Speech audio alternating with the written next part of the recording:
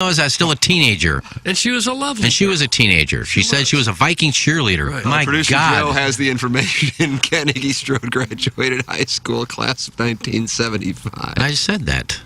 I mean, it's quite obvious at this point someone is being lied to. God, I was a teenager. She was a teenager. So what? Mm-hmm.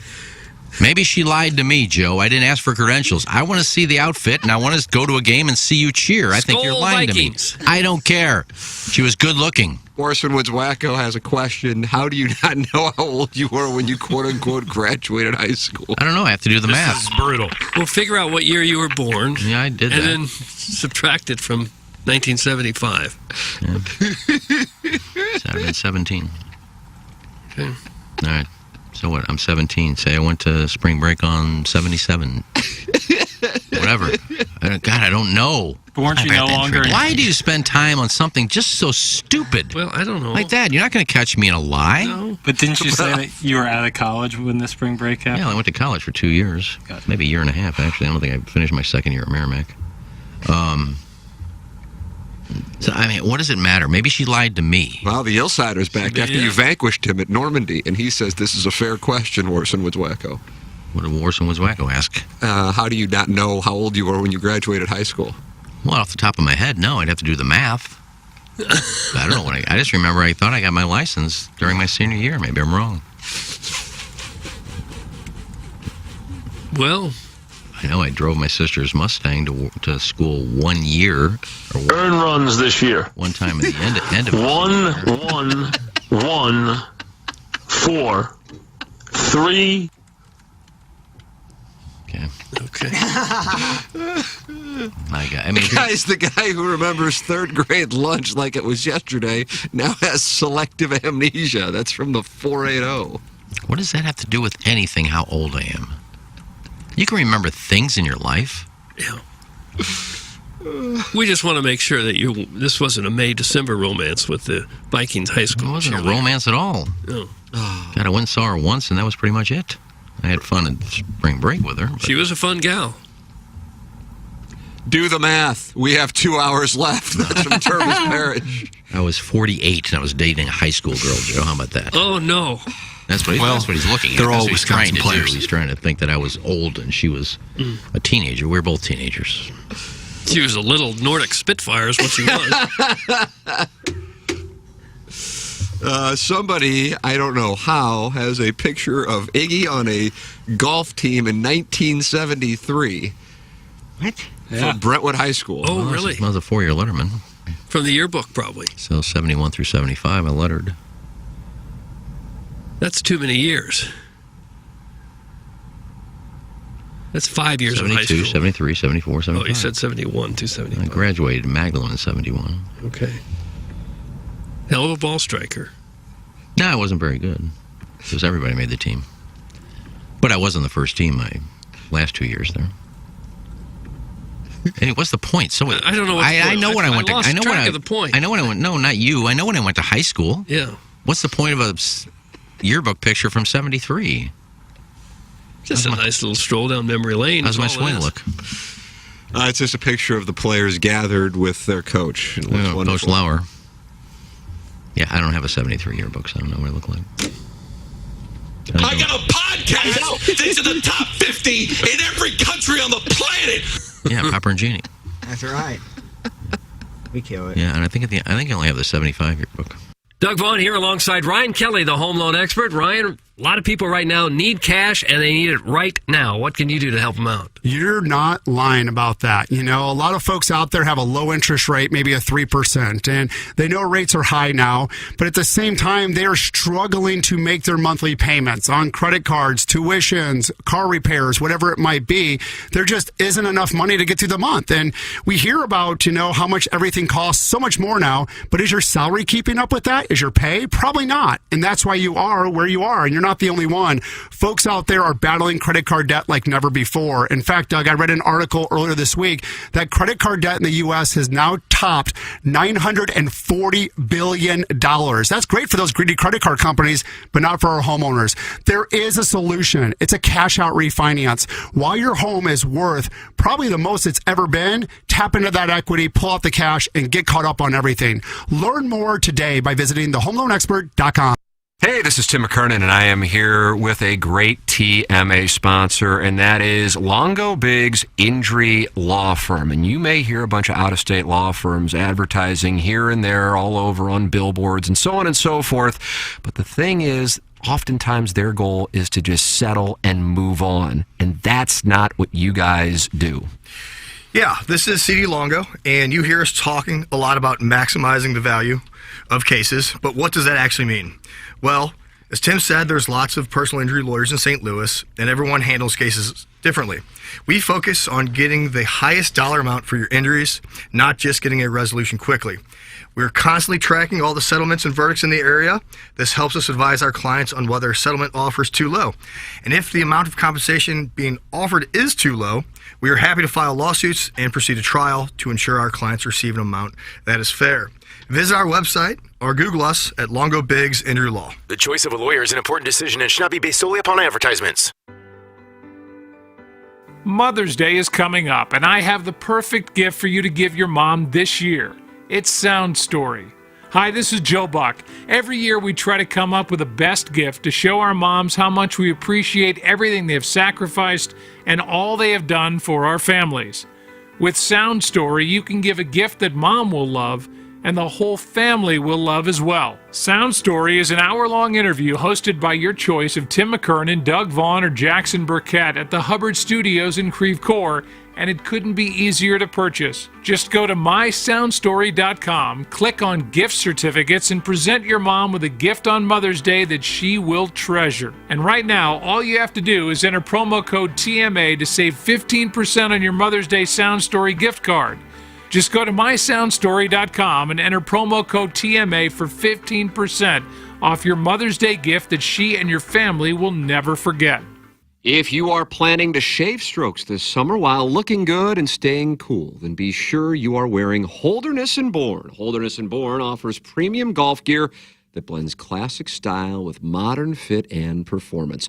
H&B's look is more polished than other golf polos because the sleeves won't hang past your elbows and the fabric won't crowd around the shoulder, so you can swing free and easy. Enjoy 15% off your next order at hbgolf.com with the promo code TMA15 and feel the difference in Holderness & Bourne's premium golf apparel.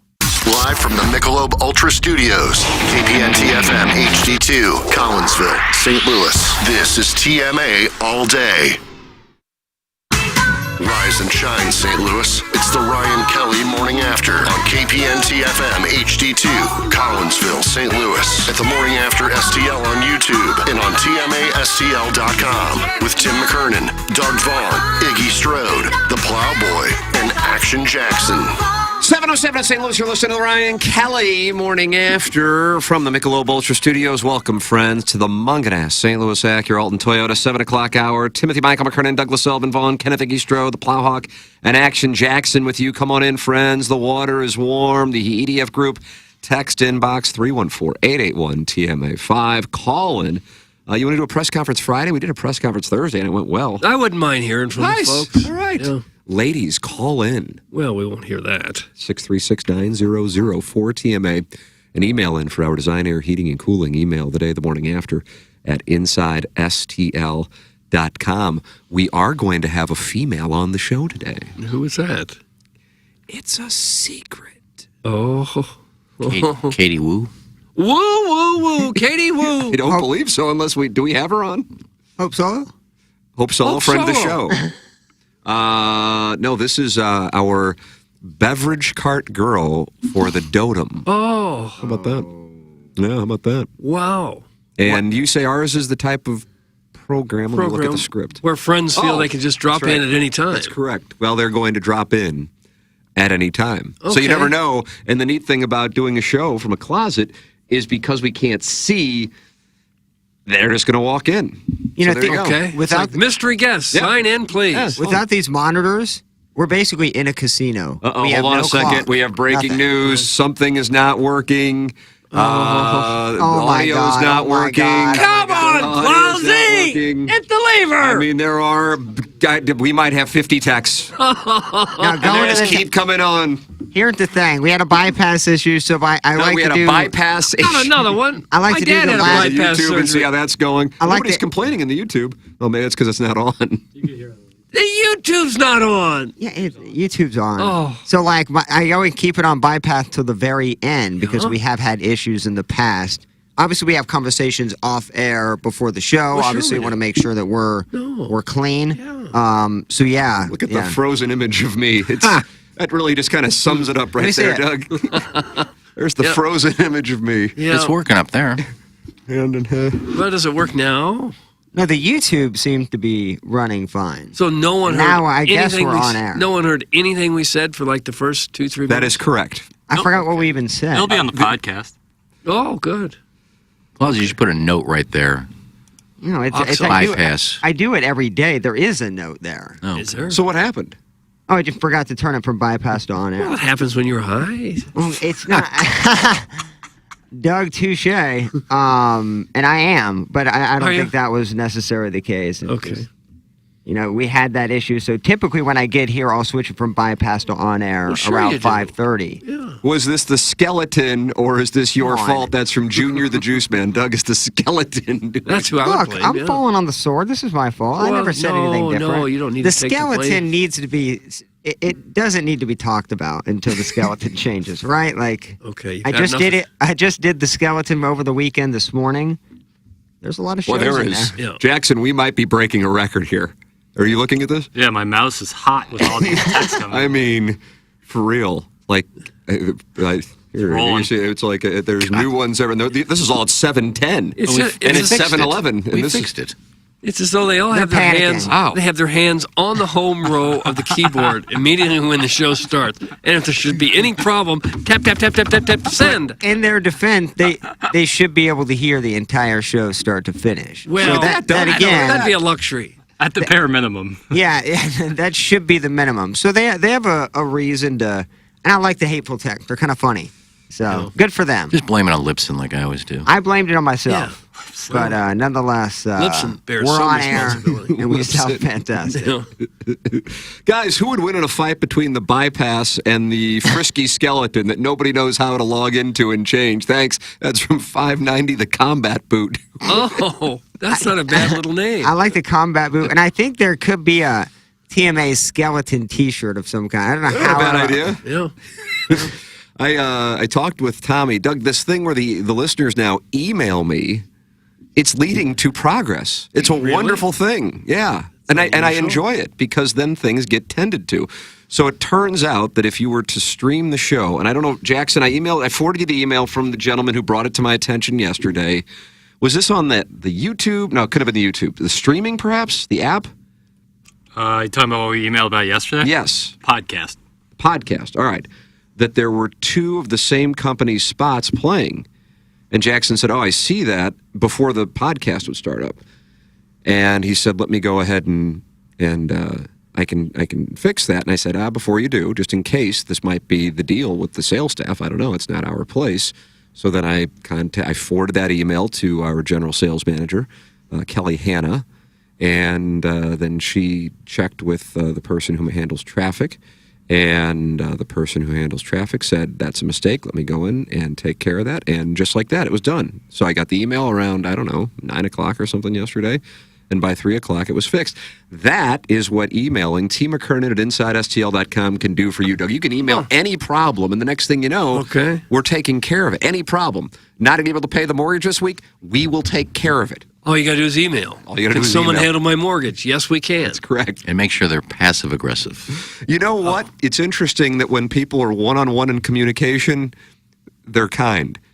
Social media, very tough. Very tough. That's what George Carlin said. He goes, "I love people individually. It's when they get in groups that I have a problem with them." Right. That's usually it. That's where you're really tough.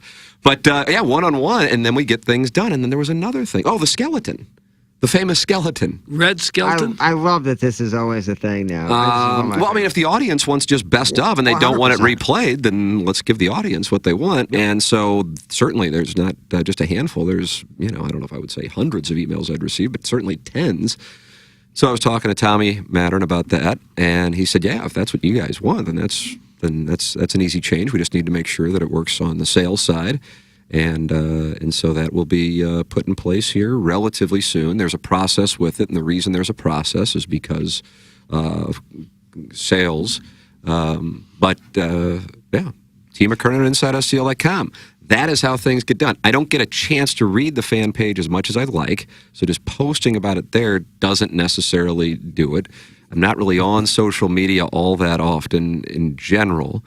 But email, I get those. T. McKernan at InsideSTL.com. So there you go, Doug. Yeah. So if you're looking for something, Any just sort email of me. problem you have at all. That's correct. Financial, with your relationship. That's correct. Paying college bills, whatever, you email and you take care of it. That's right. Okay. That Yeah. seems fair. Yeah. Kind of a full-service operation. It's a full-service operation. We fats don't want to miss the hot takes on Mater coming up big when he took over for Gorman. That's from Painter Guy who panics when YouTube buffers for a split second. I was ready to get hopping mad about the Mater pinch hit, too, until I heard Marmol after the game say that Gorman was hurt, and that's why they took him out. And then Gorman himself said he had a bad back. Yeah. I was in text mode with people yesterday afternoon on that one as well, because I was like, what in the world? Yeah, you pinch hit for your number 3 hitter With that guy. With a guy you DFA'd 2 weeks ago. Wouldn't DeYoung have been a better choice? He's hitting the ball better. I think the reason on that was you need somebody who can play, what would it have been? Third, right. But you could have put Donovan at third, Edmund at second, DeYoung at short. Yeah. I don't know. I mean, They can all- it's if you can play quite a short- situation when you're going, Paul DeYoung would be the better option. But Yeah. probably Paul DeYoung would have been there. And they were. I mean, that was if Mater hits a home run, which I realized wasn't necessarily all that likely, they're down a run. And then you could have a win that you go, oh, that's the win. But Yeah. Doug, it's the loss. And get it's another loss. And what are they now? 10-22? Yeah. Is that what it is? But I'm still kind of only, losing track. Still only 10 games out because combined, collectively, the National League Central has lost its last 18 games in a row. Is that real? Yep. That's insane. They're all on a losing streak. Every team in the division. Is that? Both Central divisions are the warmest of garbage. Doug, the American League Central features our friends who we will see tonight, and they're red hot. The Detroit Tigers, they were 10-17, now 13-17. The White Sox 10-22, and the Royals 8-24. When you combine the two Missouri teams' records, you have 18-46. Hello again, everybody. Well, that's on May opinion. 5th. Yeah. Cardinals 10-22 and 10 games out. Because, as Doug mentioned, the Pirates have lost 4 in a row. The Brewers have lost 4 in a row. The Cubs have lost 3 in a row. The Reds, they're the hot team. They're only lost 1 in a row, and the Cardinals have lost 6 in a row. It's quite a little division, and the Cardinals are 10 games out in said division. Hello again, everybody. Yeah. And you look at the National League West, they're all on winning streaks. Even last place Colorado's won 4 in a row. Beware the Rockies? Well, I think they're probably in some trouble, but it really is frustrating to. What's the worst start the Cardinals have ever been off to? Doug? I don't know. I'm not looking up. Depends I on how many games you're talking about. What Well, to start the constitutes season, what's the? But what constitutes the start? 10 games, 20 games, 50? Yeah, that's true. All right, let's say what are they? 10-22. Yeah. All right, first 32 games of the year. I'm sure it's one of the worst ever. As of about a week ago, I remember hearing it was like their worst start in 50 Well, they've been years. hot the last week or so. The worst haven't really team been was hot. 1908. What was the record then? 1908, the squad finished 49 and 105. That's not good. Cubs won the World Series that year. Their best player, wait. There's. Oh, okay, never mind. Sorry, it's a separate category. Oh, okay. The Cardinals are minus 235 tonight. God. Jeez. Is that true? It was a text. I don't know. Wow, the Cardinals are Let me shut go to out. the, That would shock me. They were shut out 33 times. They were minus 145 yesterday. I know that. I saw that. Let me see what we got here. Doug, I'll give you the number if you want to bet it. I know you were saying you wanted to bet the Cardinals. Yeah, so, I do. I got 225. I see minus 220. So there you go. Matthew Boyd on the mound for the Detroit Tigers. Jordan Montgomery on the mound for the Cardinals. Fight Cardinals, beat them Tigers. Yeah. Fight Cardinals. Can I bring up one stat of the 1908 season before we move on? I thought you were going to read Big Tough's text and tell him to settle down. So Ace Bugs Raymond lost 25 games and had an ERA of 2.03. He got robbed that year. Dead ball era. Was. That's what That's it all. was. Where, like, Frank Home Run Baker would lead the majors in home runs with 5. I know it's been discussed, but is there any possibility of getting Tim back into the upper right frame? I grew up on Hollywood Square, so it was always Paul Lynn in the center square, Charlie Weaver in the lower left, and George, Doug, how do you pronounce his name? Goebel? George Goebel. Oh, he was In hysterical. the lower right. Yeah. Change is hard. Thanks. That's from Manute Bowl eligible. Well, you can take me out of there if you like. I miss George Goebel. He was really funny. Not familiar with his work. Oh, he was a funny guy. Who was that? Like Greg Valanche? No, who's that? Whom Valanche? Who's that guy with the... big- Bruce Lynch. Okay, there it is. That's my Hollywood Square that I remember. That yeah. guy, and Whoopi Goldberg, I think, was in there as well. The St. Genevieve Dubois Parish Picnic is tonight at Heine Miney. There will be stray dog rides and contests where you throw and field rocks at empty Budweiser cans. That's from Dogtown Astor. No. Kind of a little advertisement. St. Genevieve would not have their party at Heine Miney. They would not. That's an upscale parish. A little early for a school picnic, isn't it? Well, it's the middle St. of May. Gabriel's is now in It's early October, May. and I am organizing a protest over the whole thing. October? I couldn't be angrier about it. For Don't real. they usually do it when right at the end of school? Second Saturday in June. Kind of celebrate the end of school? Disaster. I mean, I know maybe this year it wouldn't be a problem, but the Cardinals usually are in the playoffs. Missouri plays LSU that day. It's just bad idea genes, brother. Bad idea Why would they genes. change it? I'm not sure. I blame fungo. Yeah, I could see that. You go every year? I have. Yeah. I don't know if we went this past fall because I'm just like, it's not a fall-time event. No, it's not. Do you have rides and everything? Oh, yeah. Scrambler? Who wants to go on a scrambler in October? I think if I went on the Scrambler right now with my head, I'd literally explode. That would be the end of me. Let's peel him up off the ride. Get him out of here. Guys, isn't St. Genevieve down by Bloomsdale? It's from Peg, and then the last name is Diaz. I know this is the Warson Woods version. St. Genevieve Dubois is on Woodlawn. You know that means St. Genevieve of the Woods. Just north. No, I don't know where that is. No, that's what the name that means. Oh, is it? Dubois? Okay. Yeah, it's just north of Manchester on Woodlawn. Guys, Marmol's definitely getting whacked this weekend. Thanks, Eric in the Central West End. I have to say this. I did think as I was watching that game yesterday, and it was 10 runs, and Jake Woodford's just serving up, delicious, delicious meat to the Angels after Jack Flaherty did the same.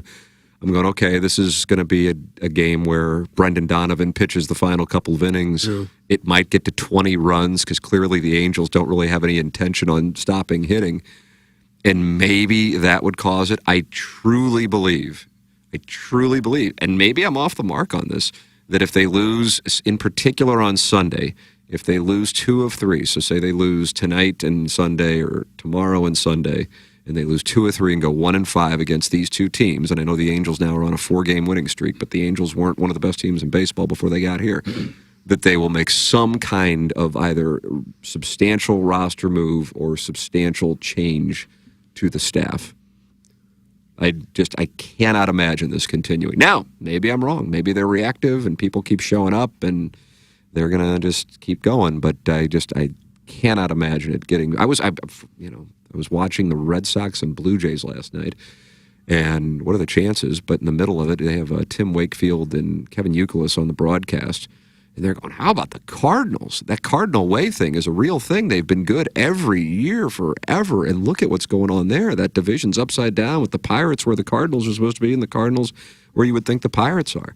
It is a national story. Anytime Ken Rosenthal does a story, he talks about the Cardinals. Anytime Jeff Passan does a story, he talks about the Cardinals.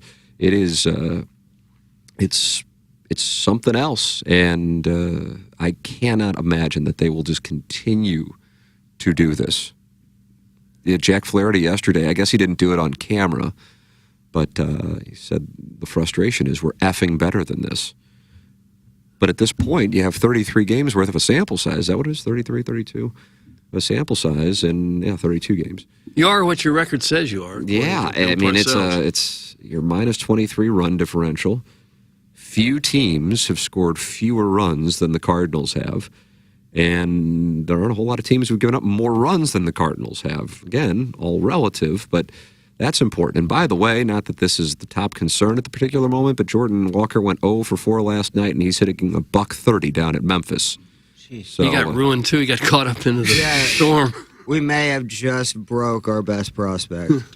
Well, they got a guy down there, Lucan Baker, who's having a big AAA year. He's How got is 10 or 12 home. Liberatore, both of them, they've just got named pitcher and hitter of the month in the minors, Baker and Liberatore. Isn't that hilarious? And what we need is hitting, and we need pitching. Yeah, maybe they bring up Baker and let him DH and let Gorman play second more, and maybe Liberatore comes in and takes Matt's spot. That would seem to make sense. You got to do something. Well, Steven Matz was, Ali Marmol said before the game yesterday, Steven Matz is going to get the start on Sunday. They're absolutely not trying, right? Like, if you put Matz out for another start, this is a big enough sample set. There's something wrong, whether he just cannot pitch. Well, he doesn't have a curveball that works. They're open about that. Where's your wrinkle, Lefty? So that's fun to have him throw in. What does he throw, like 99? I don't think so. Okay. No. That might have been Ohtani I was watching then. Either way, he'll be back out there Sunday. That'll be a jam-packed ballpark. Probably will be, though. Yeah. Matt's on the mound against the Detroit Tigers on Sunday. Hello again, everybody. They had a good crowd there yesterday. I was there. The Busmans. The Busman special, yeah. School day. Beautiful day. Go to any of the cocktail lounges and watch people break up their marriages? No, that wasn't on my schedule. I just sat out there in the bleachers enjoying the weather and watching the Angels run.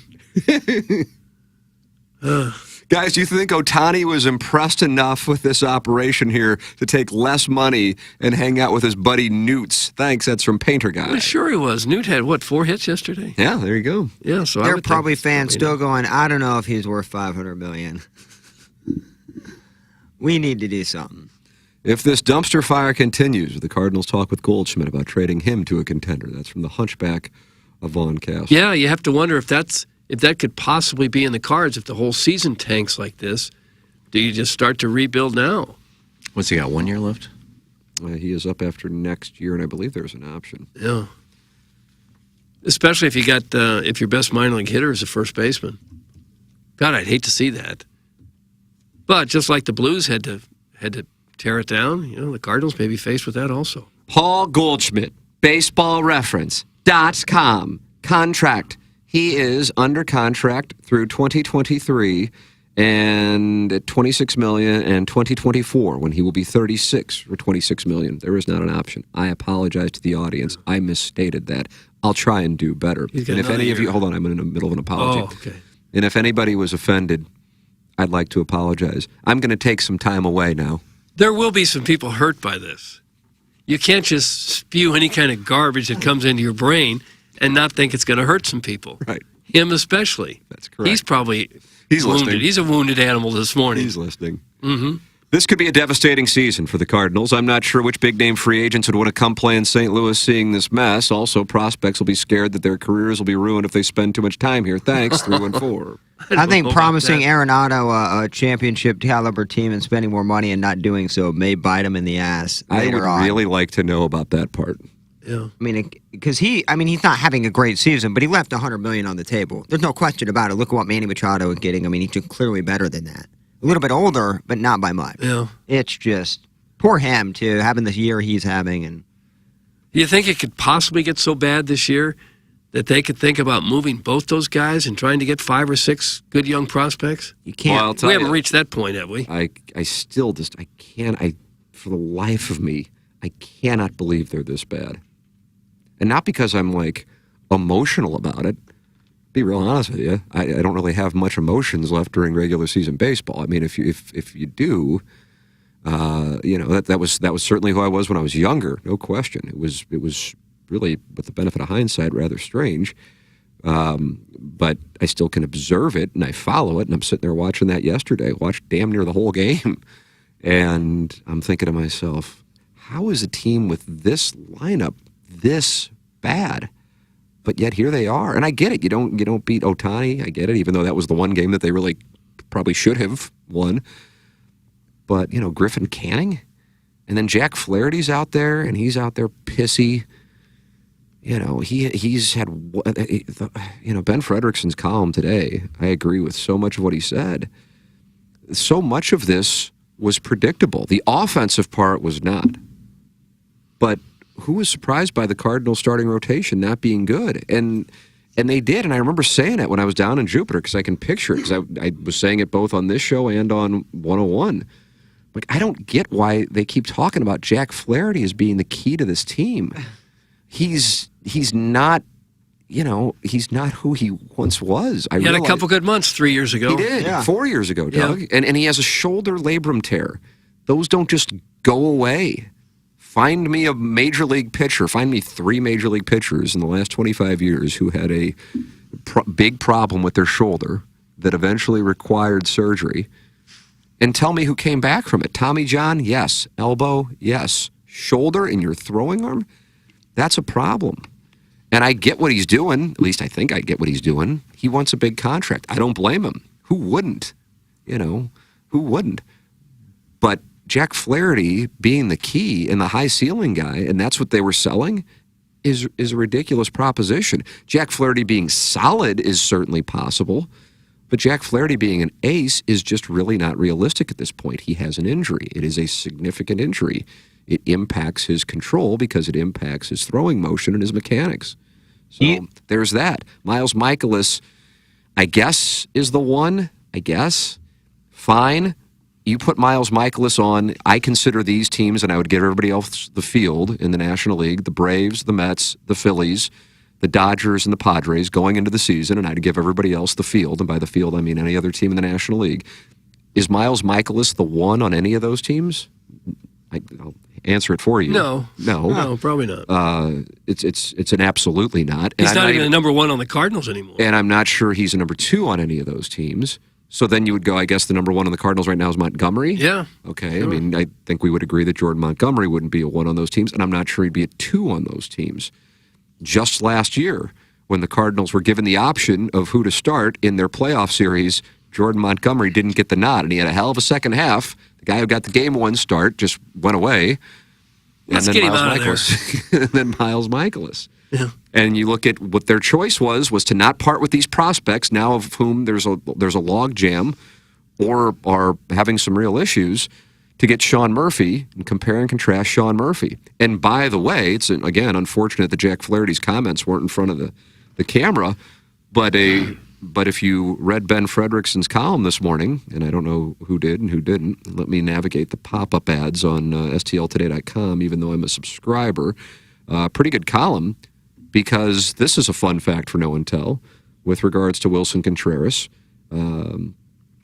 He said, Flaherty said, that's what effing sucked about today. If I was average, we win this game. I would tell you that's a bit results-oriented, because I'm not sure the Angels have the approach that they do with their pitching. If the Cardinals, weren't down so much. And by the way, in the postgame, when Oli Marmol was asked about Motter, he said that the Cardinals were down 6 at that point, and that's why he didn't go to DeYoung. I was watching that. They were down 4 when that happened. I don't know if it really matters, but that means a 3-run home run gets you to within 1, not within 3. Yeah. And so he was kind of dismissing the at-bat as a nothing, and he wanted to get Motter work. That isn't a quote. That is me watching Oli Marmol say that, so this isn't from the Post-Dispatch. But with regards to the Cardinals and Contreras, this is what Ben Frederickson writes. New pitching coach Dusty Blake and new catcher Wilson Contreras have to be part of the answer. The Cardinals have lost their last 9 games. Contreras has started behind the plate. Despite his slow-starting bat beginning to thump, a comment Flaherty made Thursday turned heads. Quote, 2 strike hits. Whatever that comes down to, too many 2-strike hits today. It wasn't like bad count, falling behind, whatnot. If you fell behind, got back in the count, make pitches with 2 strikes. Too many balls hit hard. That's what's frustrating. Our whole staff throwing pitches that don't make sense. So, I don't know that I buy that. If you don't like the pitch, shake it off. I know it's on the pitchers, not the catcher. I agree with that. But here's the thing. It's said. And I agree with you. When I read that, I'm like, the guy throwing the ball is the captain of the ship. Right. So hey, I mean, the facts are the facts, and the Cardinals have been getting up two-out home runs left and right this year. Yeah. And then yesterday was a bunch of two strike hits. You don't hear very many pitchers blaming the catcher because the guy got a hit. Well, players in that locker room aren't used to this. Like, most may have lost in double, single A, what have you, high school, college. But, like, when they've come to the majors, they're not used to just... I don't know if this locker room, especially with Marmol, is ready for what may come. And it could get worse. I mean, Wainwright could get shelled and you have zero pitching. I mean, we've been pretty injury-free for the most part. You're not talking a major, batter being out 3 to 4 weeks with an injury. I just can't possibly see this get any better, and I think that locker room is not prepared. They got 2 veterans, yes, but outside of that, I don't know if they're prepared for going through these losing streaks and trying to break them and trying to snap them. There just seems to be such a negative pall over the team right now. Eggshells, man. They're all walking on Well, let's hear what they had to say following the game as we turn to the audio from yesterday. Here is Oli Marmol and Jack Flaherty. I mean, at the end of the day, fastball command.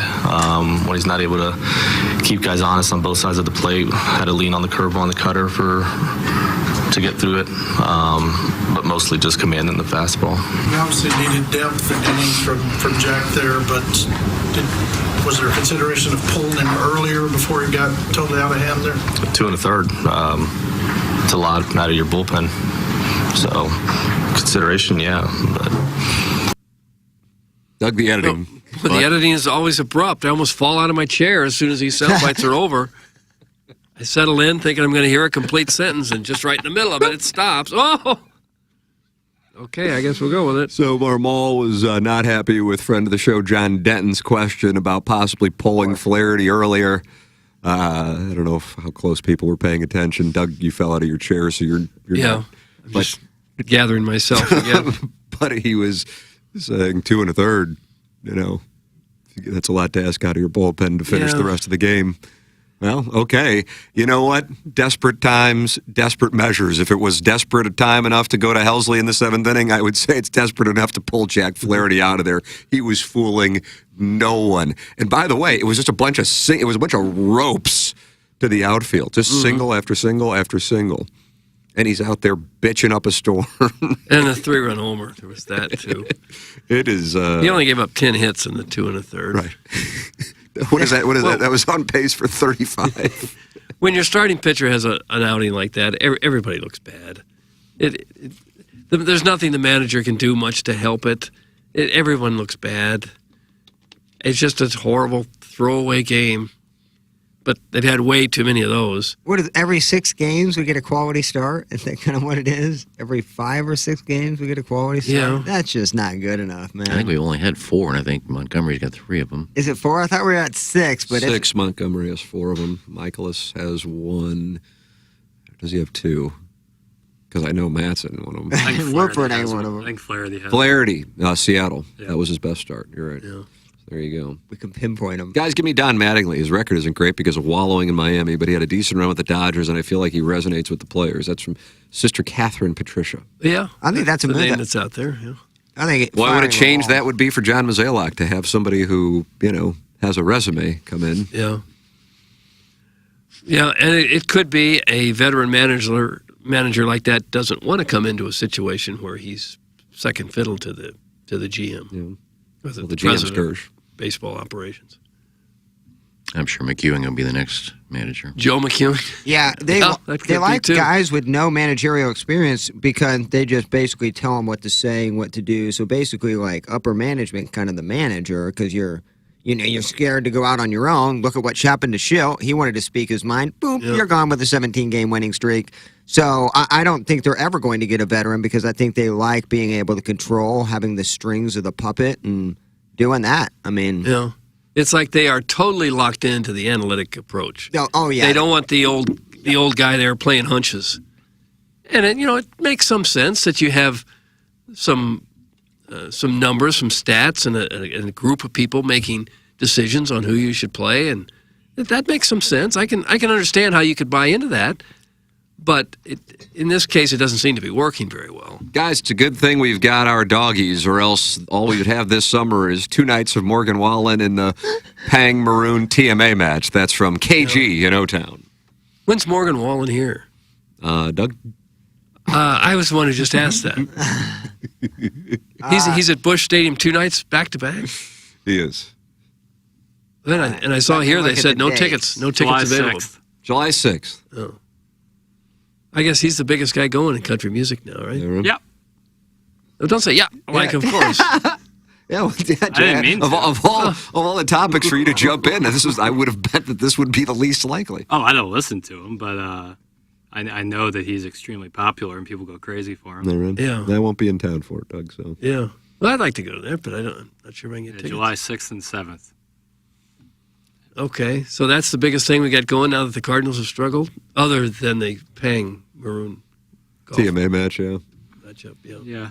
There's rumblings of that match taking place in front of the grandstands at Norwood Hills Country Club in a week or two out of the Ascension Charity Classic. Oh. There's rumblings of that. Why don't we just play it during the tournament? I kind of think that might be. We could Panger's get a fired kickoff. up. I said, are you going to be in town in late August if this is how this works out? He goes, you better believe it. And Patty's fired up.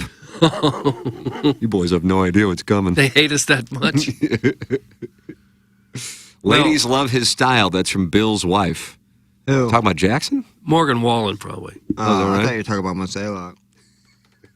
Well, they probably like his style, too. I'm actually at MIT, Massachusetts Institute of Technology, looking at the faculty, because I think some of these would be really good managers. Oh, do you? Yeah. Numbers guys? Yeah, really big with numbers. So I think You got a name there that that we can chew on? Nathaniel Gregory. All right. Finance.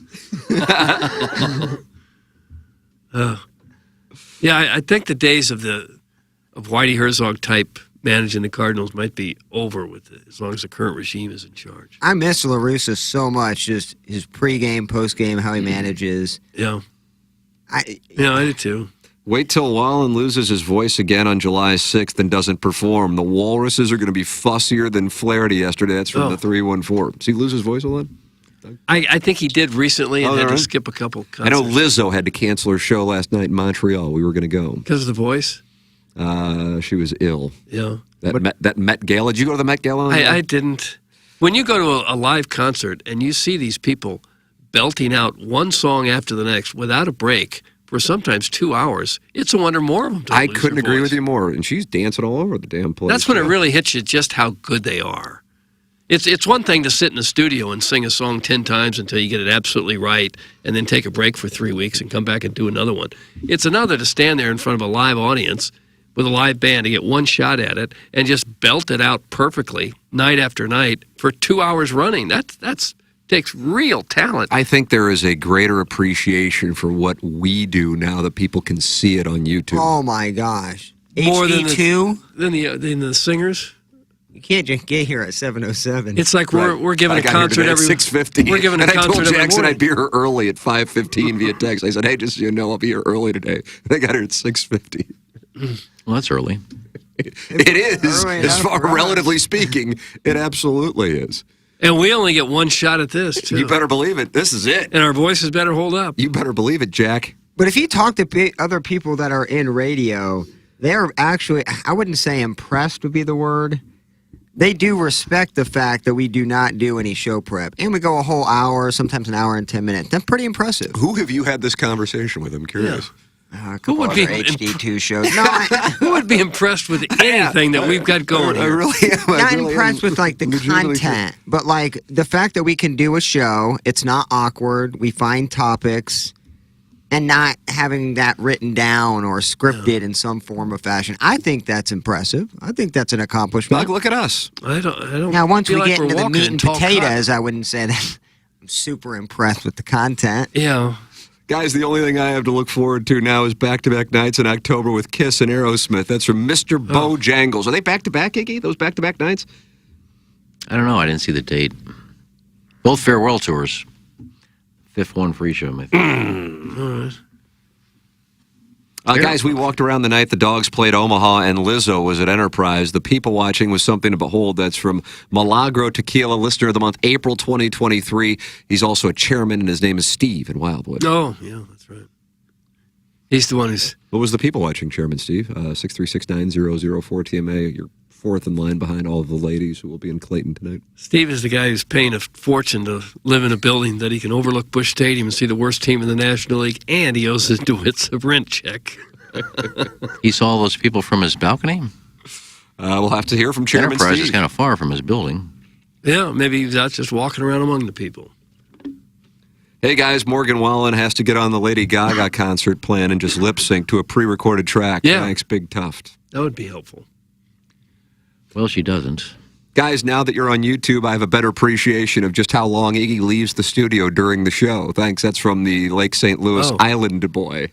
Well, you should know anyway. Even before we're on YouTube, if I wasn't on the air, I wasn't in here. Is there an island in Lake St. Louis? There is. There's two lakes, right? There's two lakes in Lake St. Louis. There's the big one and the small one. And that's natural, made by Yahweh himself. I don't know, is it? I don't know. Jehovah. I don't know who made it, if it's Corps of Engineers. Zeus. I don't think Zeus made It it. flows from the river to paradise. That's correct. No. I've always known Tim is incredible, but on YouTube's, he's 10 times more incredible. It's some Injun Joe's Cave Ride magic, man. What does he hope to gain by saying things like that?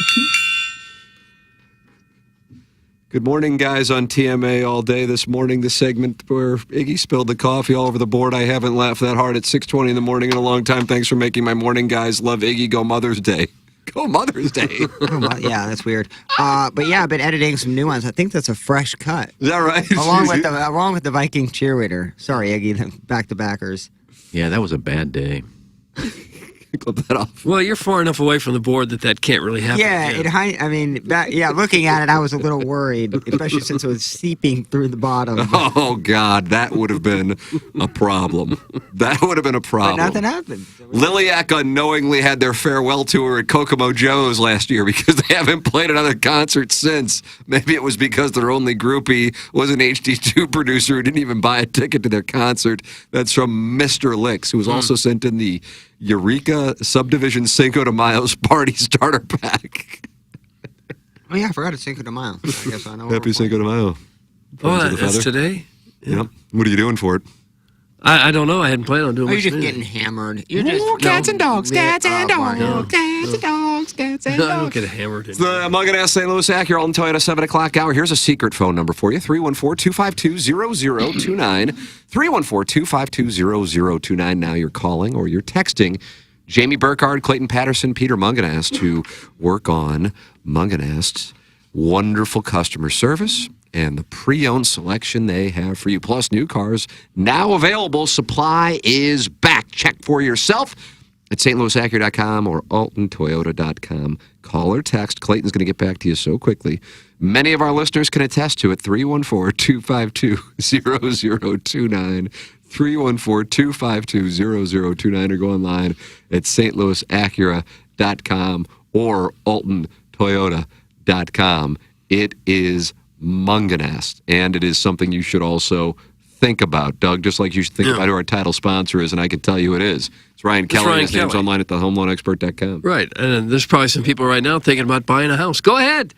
You marry the house, you only date the rate. Don't worry about the rate. If you see the house of your dreams, go out and Ryan Kelly will help you get through it. If you're thinking of buying a home this year, the process not as complicated as you think with the Home Loan Expert. They make the pre-approval process so very easy. Get pre-approved today, the day you call in, and they will also provide a lower rate with a 10-day closing guarantee. They get it done quickly at the Home Loan Expert. If you're looking to refinance, inflation is here, of course. People are taking on more debt than ever. If you're a homeowner, you can leverage your equity, put the equity in your home to work for you with a simple cash-out refinance. The average credit card interest rate now over 24%, the highest it's been in more than 30 years. With inflation, people are carrying more debt than ever. Put your equity to work with you for a simple cash-out refinance. The average home loan expert receives over $54,000 cash out on the refinance. Hopefully that'll take care of that credit card debt. Stop paying 24% interest on your credit cards. Let Ryan Kelly and his staff show you how to improve your financial situation. That's thehomeloanexpert.com. Thank you, Ryan Kelly. Thank you, Sir Mortgage. And we have a new sponsor here on the program, and that new sponsor is Heavy Smoke. That's a barbecue spot in St. Peters, and I checked it out a couple weeks ago. Chris Schaefer, one of the owners, he's a 3-time world championship barbecue winner. Doug, holy moly cockatoy. What does he like to cook? Holy moly. You know, Iggy, what's the thing that you loved? It's the brisket. It's almost like a burrito or like an egg roll. I think it's an egg roll. It's a Philly cheesesteak egg roll. That's what it is. So just creative barbecue like that, where he takes the brisket and then makes it into a Philly cheesesteak, one of their signature dishes. The sides are all homemade. They're so good. And something as simple and yet healthy, honestly, as turkey is incredible. And they've got all kind of different soppins and fixins, too, and those are homemade. Heavy Smoke is right off of I-70 in St. Peters at the Cave Springs exit on the outer road. Chris's Barbecue, the most succulent, slow-cooked, perfect party in your mouth you've ever experienced. Homemade sides, and he's a barbecue genius. And if you've got a party coming up, graduation, Mother's Day, Father's Day, I got Memorial Day weekend coming up, and you want to have people over, but you don't want to mess up the barbecue. Doug, every guy thinks he's the best barbecue in the world. Is that right? Every guy's a master tongs. Chris is an actual world champion. Let him cater it for you. Go to HeavySmokeBBQ.com. HeavySmokeBBQ.com. Great guy. One hell of a product as well. It's Heavy Smoke. New sponsor here on TMA. The 515 says thank you. Oh, this is Jackson responding to text. And it's Cisco. How about that? Hey, Jackson, what's the promo code for the Aerosmith contest? Thank you, Cisco. And then Jackson gave him the promo code. Oh, okay. Tickets on sale today at 10. Yep. Rock. Enter in the code ROCK, and you entered to win. Yep. Rocky-O? No, Doug, it's Rock. R-O-C-K. Okay. As in rock and roll. Oh, okay. Oh, I thought it meant Normandy. If this was a tuba concert, Doug, would it be Rocky-O? It would be tuba. Just ran. I'm telling you, up one side, down the other side for 9 innings. He gave it to me. Whoever that guy is in the audience, he knows who he is. I don't know who he is. He gave it to me for 9 innings. What's he talking about? Hard one. We also had another Francesa clip. What is this about, Jackson? Well, yesterday was May 4th, Star Wars Day. May the 4th. Do you call it Star Wars Day? I don't. May the 4th be with you. And this is the classic Francesa freaking out that the first Star Wars is Episode 4. I actually got a guy calling me about Star Wars. What are you calling me about Star Wars for? What the heck do I know about Star Wars? How could they start with 4? What was it 4 of? For what? It was a book. Star Wars. Was it a book? How is it for the people? What did they see it in? What realm did they see it in? Did they read it? But the point is, how could something be 4 if no one's seen it yet? If it's 4, the 4th volume of a book, and you started with 4 and then you went back and made 1, 2, 3, I understand that. But if it's not a book, what would it possibly be? Something that in his realm we're going to count differently. We're going to start with 4. 4, 5, 6, 1, 2, 3 is how we're going to count. Because if it's not a book, how did they go back? From what? What did so if you said, wait a second, they started with 4, how would you know it's 4 if no one's ever been introduced to the information before? He doesn't know what a prequel is? Now, I know that they have gone back and digitally altered Star Wars since it debuted. Doug, was that 76 or 77? I don't know the years, Tim. 76. My question is, I thought the first time I saw Star Wars, early 1980s, now how or why I'd remember this is beyond me, that when it opens up, spoiler alert, and they're showing the galaxy, and it starts scrolling down, and it tells you what's doing with the Rebels and the Death Star and the whole shooting match, that it starts out by saying Episode 4. I thought that it did that, but maybe I am misremembering, and it didn't say that when it debuted in 1976. Sorry, it was 77. Woot, in the butt. And it didn't. It was the just Imperial Star March. It was just Star Wars. They just call it Star Wars. The New Hope and the episodes didn't come till much Is that later. right? Yeah. And then there was Empire Strikes Back and Return of the Jedi. They did all of that. And that was supposed to be the happy ending. Return of the Jedi. Yeah, and then 1984, Doug, was that 80? I don't know the years, Tim. Tigers off to a great start, beat the Padres. That was 83. Yeah. And that was the Orioles and Phillies, am I right? Doug? I think so. I have an R2-D2 that I use as a butt plug. And then That's they how I did the remember. prequels, and then they sold it to Disney, and that's when it fell off the rails. I just can't get into the whole Star Wars thing. I just can't do Never it. seen any of them. Is that right? The first 3 are fine. I like the Family Guy takeoffs on. Oh, those are good. way better than the actual movie. Well, The Empire Strikes Back is incredible, but the rest of them are take it or Look, leave Star Wars take people are going to hate. Disney ruined it, bro. That's the most popular take in the world. Okay, I didn't know How'd what they ruin it? Dude, they're making, instead of movies, now series, and it's annoying as all hell. They're making way too many movies. There's way too many offshoots. They don't Is that keep the same Mandalorian from characters. Star Wars? Yeah. That was actually decent, but that's what started the tragedy. That was the first series of Star Wars. Well, and what'd now you all expect of when they sold it to Disney? That Disney was just going to sit on it? No, I'm not a huge Star Wars. They bring in nerd $1 or billion anything, every but- time. Oh yeah, They're making 3 new ones. yeah. They're exactly like the Cardinals, man. They don't need to be good to bring people to the stadium. Oh, gosh. Roundabout way to take a shot at the DeWitt family. Always very easy, Doug. Huh. In this Mario movie now, it's made $1 billion worldwide. I went and saw it, and it's a turn your brain off. Just eat some popcorn and enjoy it. I played a ton of Mario as a kid in terms of video games. There's a lot of those references that I would assume if you didn't would be What is the very movie confusing. about? It's exactly what it's supposed to be about. Mario and trying to save. answer your question. I don't know what it's Mario supposed to be is trying. Mario is trying to save Peach with his brother Luigi from the evil Bowser. And that's what's captured the world's fascination. It's nostalgic, Doug. Jackson, does it cost more to make an animation or a regular movie?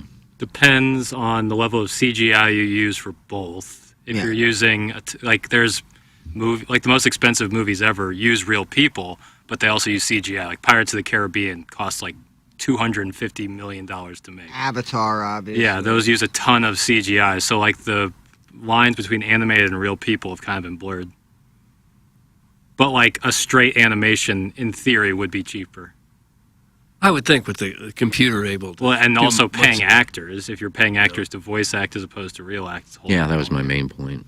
The sequel trilogy was an abomination. Bad. Like Mr. Lick's inflating his net worth when it's his father-in-law's name anyway. Oh. Bad. That's from Carlos Spicy Wiener, Doug. He's my caddy. Okay. And he'll be on my bag when I take on Cletus. Already sold 5,000 tickets for that match at Gateway National. You have? 5,000 tickets. For a couple hundred apiece, probably? Minimum. Yeah. Because there's some luxury suites along Where's everyone going to park? Pink Slip. The Pink Slip. Where's that? I've The never seen that, by the Sauget way. somewhere? Sounds like it might be in Sauget. Buck Swope sent me a text, and he says, in the original May 1977 release of Star Wars, the opening crawl did not feature an episode number or the subtitle A New Hope. Those would be added with the film's April 10th, 1981 theatrical re-release. Yeah. Interesting. Well, they probably couldn't have, in their wildest dreams, have thought the movie would be as big a hit as it is. Caller Adam has some thoughts on it. Doug, you wanted to hear from people today? Well, here you go. We're Well, going to the phone okay. line, 636 He's on probation. 9004 TMA. You got suspended yesterday. Doug. What? Are you stupid?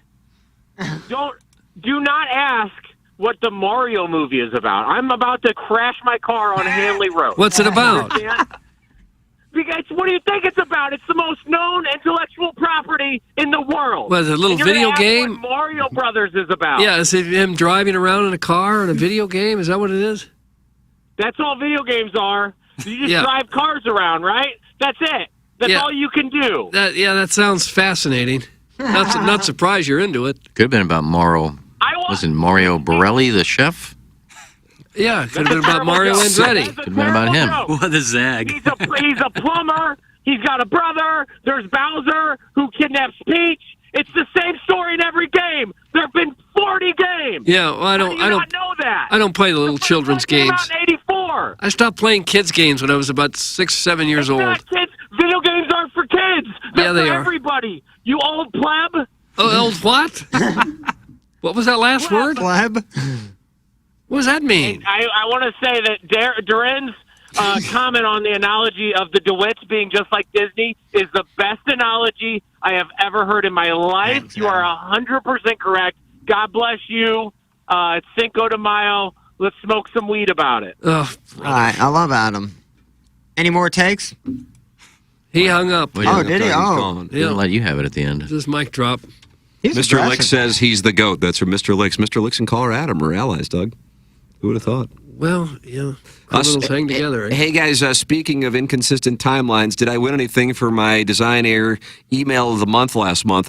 Just wanted to update my bookkeeper. Thanks. That's from Whomst is Greg Valanche, formerly Dragon Slayer. I played Mario as a kid, and there's a bunch of those references in the Mario movie. Okay. Well, that's it. I don't remember that guy winning.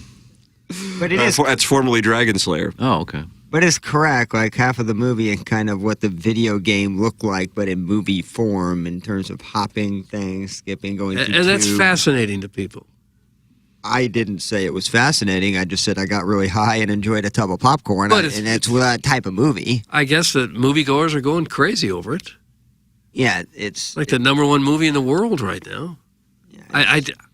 I just don't get it. I don't understand what could be so interesting What about does that. this text mean? I'm surprised Dawson's Creek didn't tell us all the metaphors in Star Wars he saw on Reddit. It's from Little Judy Suckins. What does that mean? Dawson's Am I Dawson's Creek? Who's Dawson's Creek? Or is that Jackson? Why would either one be Dawson's Creek? I need to know. I don't know. I don't troll Reddit for Star Wars information. Clip that off. Jackson's our movie expert. He did start goodorBad.com. I invested. I don't like spend time watching the Star Wars movies. They're not. I don't really love them. So What does Dawson's Creek have to do with anything? I don't know. Pacey. Vanderbeek? James Vanderbeek. How Didn't that show come out before I was born? Doug, did you prefer Katie Holmes or Michelle Williams? I didn't watch it. I don't know who they are. I didn't watch it. Michelle Williams has won an Academy Award, is she not, Jackson? Who? Michelle Williams. She went for Brokeback Mountain, didn't she? Gossip Girl's way better. Leighton Meester. Michelle Williams. Let's find out if she's one. And she was she married to Heath Ledger? Or was she... They were dating. They were dating? Had a couple kids, though, I think. No, no, no. And he passed away in Soho. She was really good as Marilyn Monroe. He was? She. Perfect. He would have been a bad choice to play Marilyn Monroe. Heath Ledger could do anything. Rest in He peace, couldn't play King. Marilyn Monroe. He was so good. Oh my god. What about Anna de Armas? She's great. She's in a terrible movie right now with Chris Evans. Ghosted. Ghosted. Oh, yeah. I heard it Let me was tell you horrible. something. When that pops up on my Apple TV and she is appearing in that scene, sweet mother of mercy, the only woman who compares, and I say this respectfully to all the ladies listening right now who I know are beautiful. They're so hot. Thank you. Chasey Lane in the oil scene. And is that with Jill Kelly and Kylie Ireland? I don't know who was in 96? that. Michelle Williams has yet to win the Academy Award. She's been nominated and She's been robbed by nominated. the Academy. She's been nominated 5 times for Brokeback Mountain, Blue Valentine, My Week with Marilyn, Manchester by the Sea, and The Fabelmans most recently last year. And she cucked somebody, right? In the Fablemans? Thought so. It wasn't necessarily a cucking. But What it happened? wasn't she like cheated. It wasn't like a by the numbers cucking. What's by the numbers? It wasn't a traditional cucking. Davenport. Oh, this Yeah, is- she got caught Right. because he was filming his sister, I think, do something in the background. He said he noticed his mother playing around with him. Yeah, his it was kind of that old English cucking. Yeah. Oh, like Really? malt liquor? Oh, Yeah, much more mature. more mature cucking. What's a more mature cucking? Like something that happens at the Gatesworth? More sophisticated cucking, I guess it would be. Maybe not mature. Well, usually, I think when you're cucking someone, you're not trying to hide it, right? Right. It's in your face. Sit on the Davenport, Spielberg. Sure, you're trying to hide it. You're cheating. Well, not if there's a guy right there that's watching you. Maybe he you're not- didn't know. Doug, you're Well, if he's literally... on the if you've already arranged a Davenport and a potted plant, and a guy's sitting there, and you're berating him, clearly you're not trying to hide it. This is what happened in the Fablemans? No, this is what happens in the standard cuckolding. But this, Yeah. but this isn't the thing with the potted plant. You have the ability to hide behind it, so you don't actually need to see it. So it's not like directly in front of you sometimes. I've been led to believe a full-blown cuckolding is not something done in privacy or in secret. That you're trying to that the guy somehow enjoys it.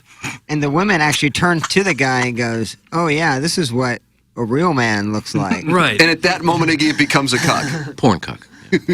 Berating cuck. Aunt Peg won the 2020 Fan Page Club Championship. Had to withdraw, unfortunately. But Doug, I don't know if there is a longer hitter in the J. Randolph Jr. Fan Page Club Championship, and Aunt Peg sends this in. Someone want to tell me who the F Mario Borelli is? That's Aunt Peg. Isn't it that chef does the Italian? Balotelli. Or Balotelli? Mario Batelli. Mario Balotelli was a soccer player. Is he in the Mario movie? Of Italian He is. descent, who of course passed a huge goal to Sergio Aguero for Manchester City to win the Premier League in like 2013. Great Italian chef. Mario Lemieux is a pretty good player. Do you call him Mario or Mario? Depends on the mood. Hey, Doug, watch this. I don't want your life. That's from KG in O-Town. Who doesn't want our lives? KG in O-Town. What is that? I don't want your life. Isn't that James Vanderbeek in Varsity Blues? Yeah. Am I right on that? I don't know, Tim. I love his not James Vanderbeek. They said it to John Voight, who was sleeping with men in Palm Springs at the Buggy Whip during that film. Guy named Jose. Paul Walker's dad in that was his full ride to Florida State, and then he was just wasted the entire rest of the movie. Oh man, that killed me. That dude was great. Guys, is that movie about Mario Pandolfo and his brother and their war with the Henschels? Yeah, there could be a lot of movies about. Doug, it wasn't a bad question. Yeah, a lot of people named Mario. Mario Soto is a good pitcher for the Reds. Yeah, the Reds. Was he part of the Big Red Machine or afterwards? He's afterwards. With Ron Oyster? Did you say Oyster? I say oyster, you say oyster. I say tomato, you say tomato. Tomato, tomato, potato, potato. Let's call the whole thing off. Guys, did Michelle Williams get cucked in Brokeback Mountain? Thanks, 3 and 4. Yeah, gay cuck. Yeah. Well, I don't know if it.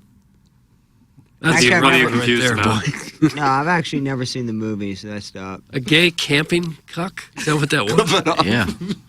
Gay camp. That's a rough one there, boy. He spit on his hand.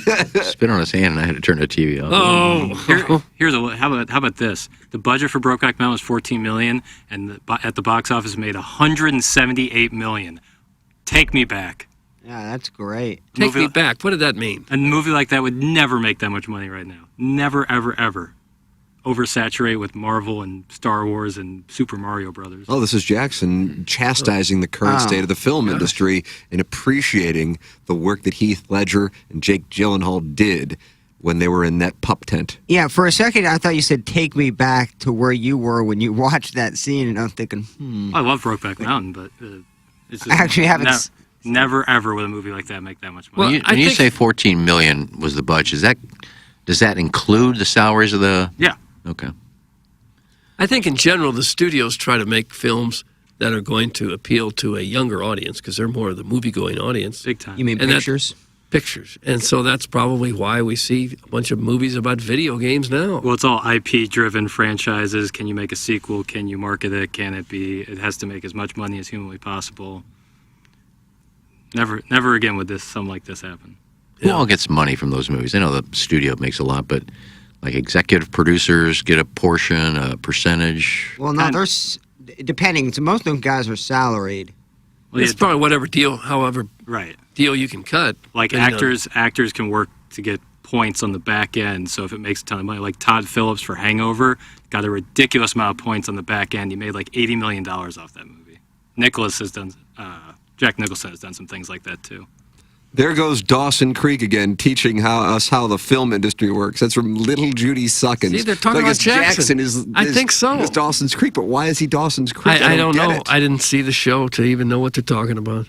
Who'd you like more, Katie Holmes or Michelle I didn't Williams? see the show to even know what they're talking about.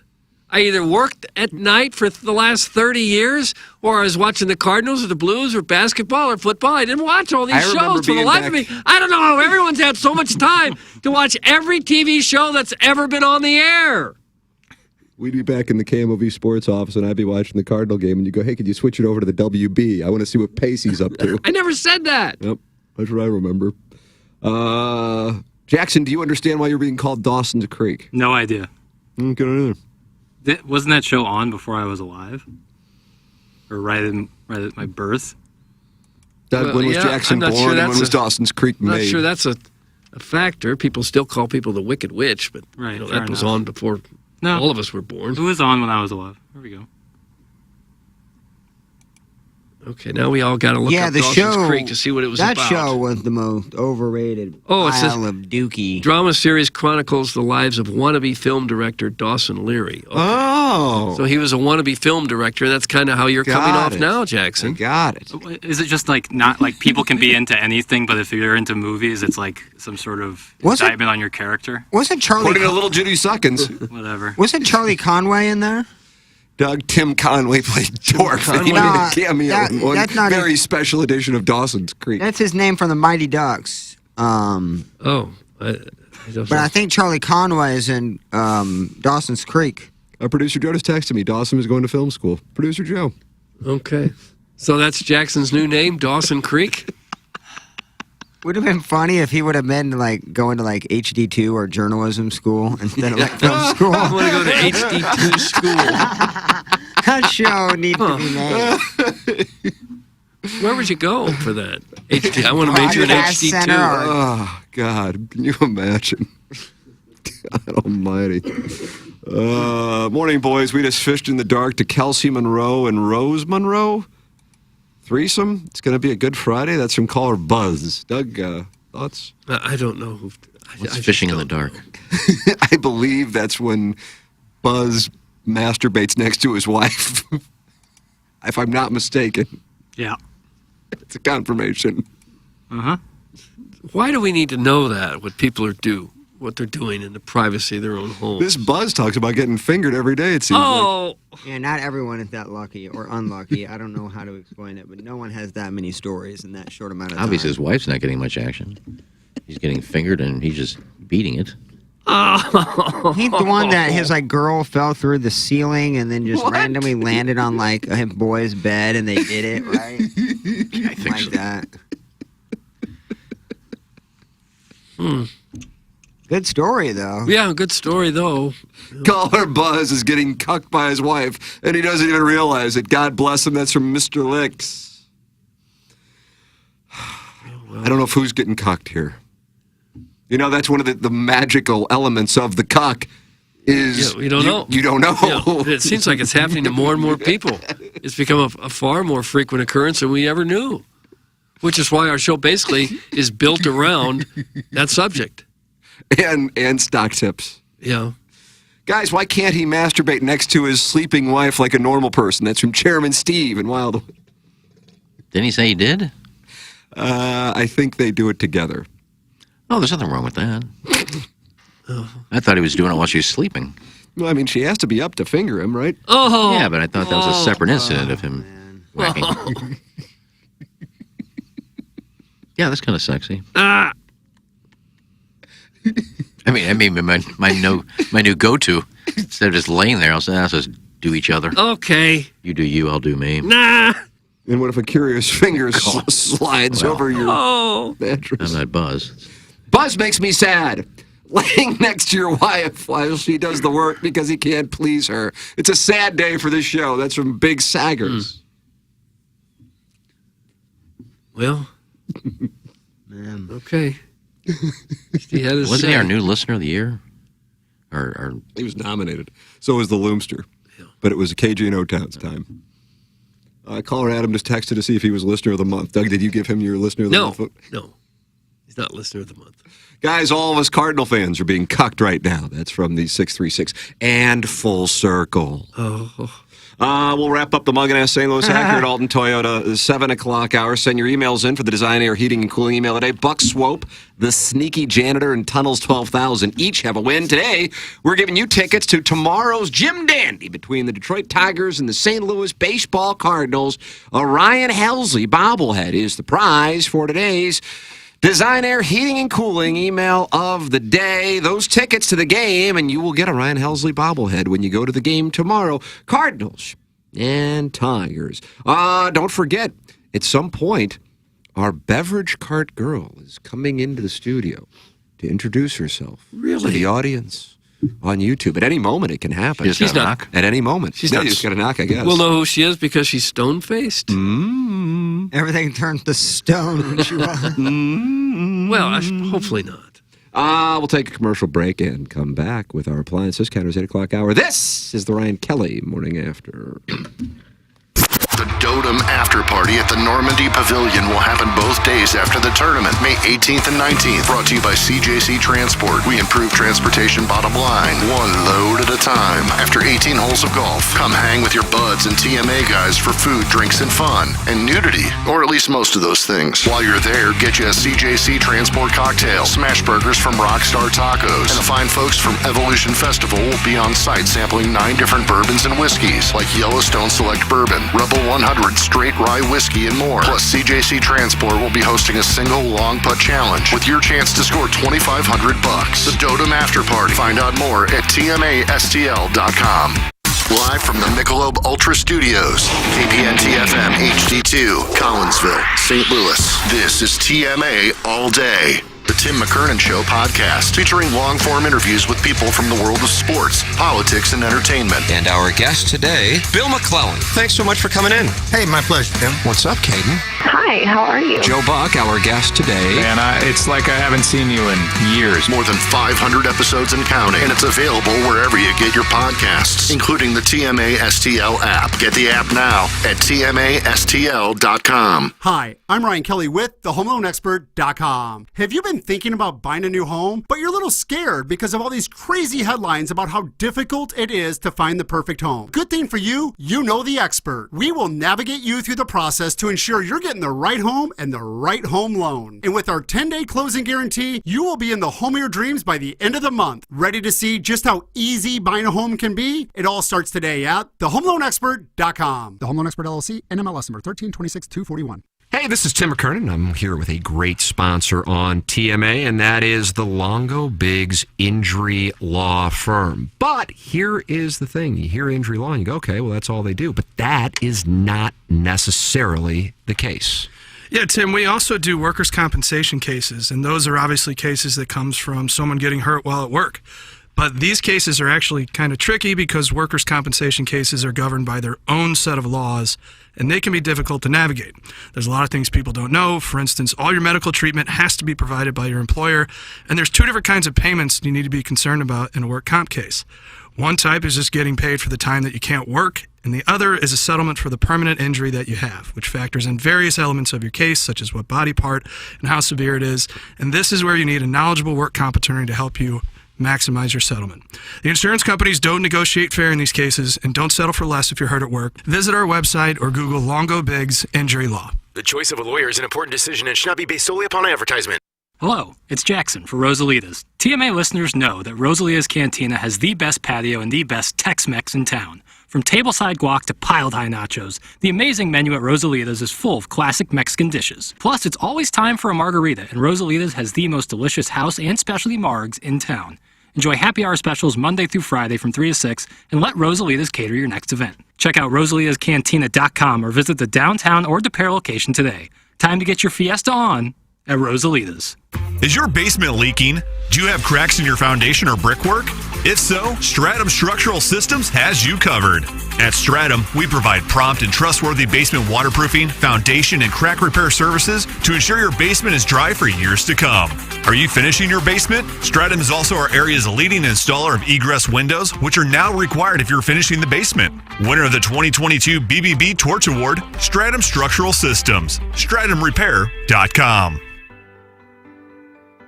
Mother's Day is coming up, and I have the perfect gift for you to give your mom this year. It's Sound Story. Hi, this is Joe Buck. Every year we try to come up with the best gift to show our moms how much we appreciate everything they have sacrificed and all they have done for our families. With Sound Story, you can give a gift that mom will love and the whole family will love as well. Sound Story is an hour-long interview hosted by your choice of Tim McKernan, Doug Vaughn, or Jackson Burkett at the Hubbard Studios in Creve Coeur, and it couldn't be easier to purchase. Just go to mysoundstory.com, click on gift certificates, and present your mom with a gift on Mother's Day that she will treasure. And right now, all you have to do is enter promo code TMA to save 15% on your Mother's Day Sound Story gift card. Just go to mysoundstory.com and enter promo code TMA for 15% off your Mother's Day gift that she and your family will never forget. The greatest American rock and roll band in history, Aerosmith, present Peace Out, the farewell tour. Aerosmith, celebrating a lifetime of hits. Enterprise Center, October 26th. Get tickets this Friday at 10 a.m. at livenation.com. Aerosmith, Peace Out, the farewell tour. For more, visit aerosmith.com. You wanted the best? Well, you got the best. The hottest band in the world. Yes. The End of the Road World Tour. October 25th, Enterprise Center. Yes. Countdown, the final 50 shows. On sale now at livenation.com. History will be made. 'Twas the night before Dotem, and all through the bar were the sounds of Iggy talking about being cucked on the hood of a car. Yep, it's the return of the legendary Night Before Dotem Party, 7 p.m. May 17th at Maggie O'Brien's in Sunset Hills. Brought to you by the EDF Group. Join Tim, Doug, Iggy, Plowsy, Action Jackson, and Lisa Ann. Experience the return of the Lisa Ann dating game and take advantage of drink specials all night. Plus try their house specialty Reuben rolls or take part in the wing eating contest. By the way, it's free to get in. Find out more at tmastl.com.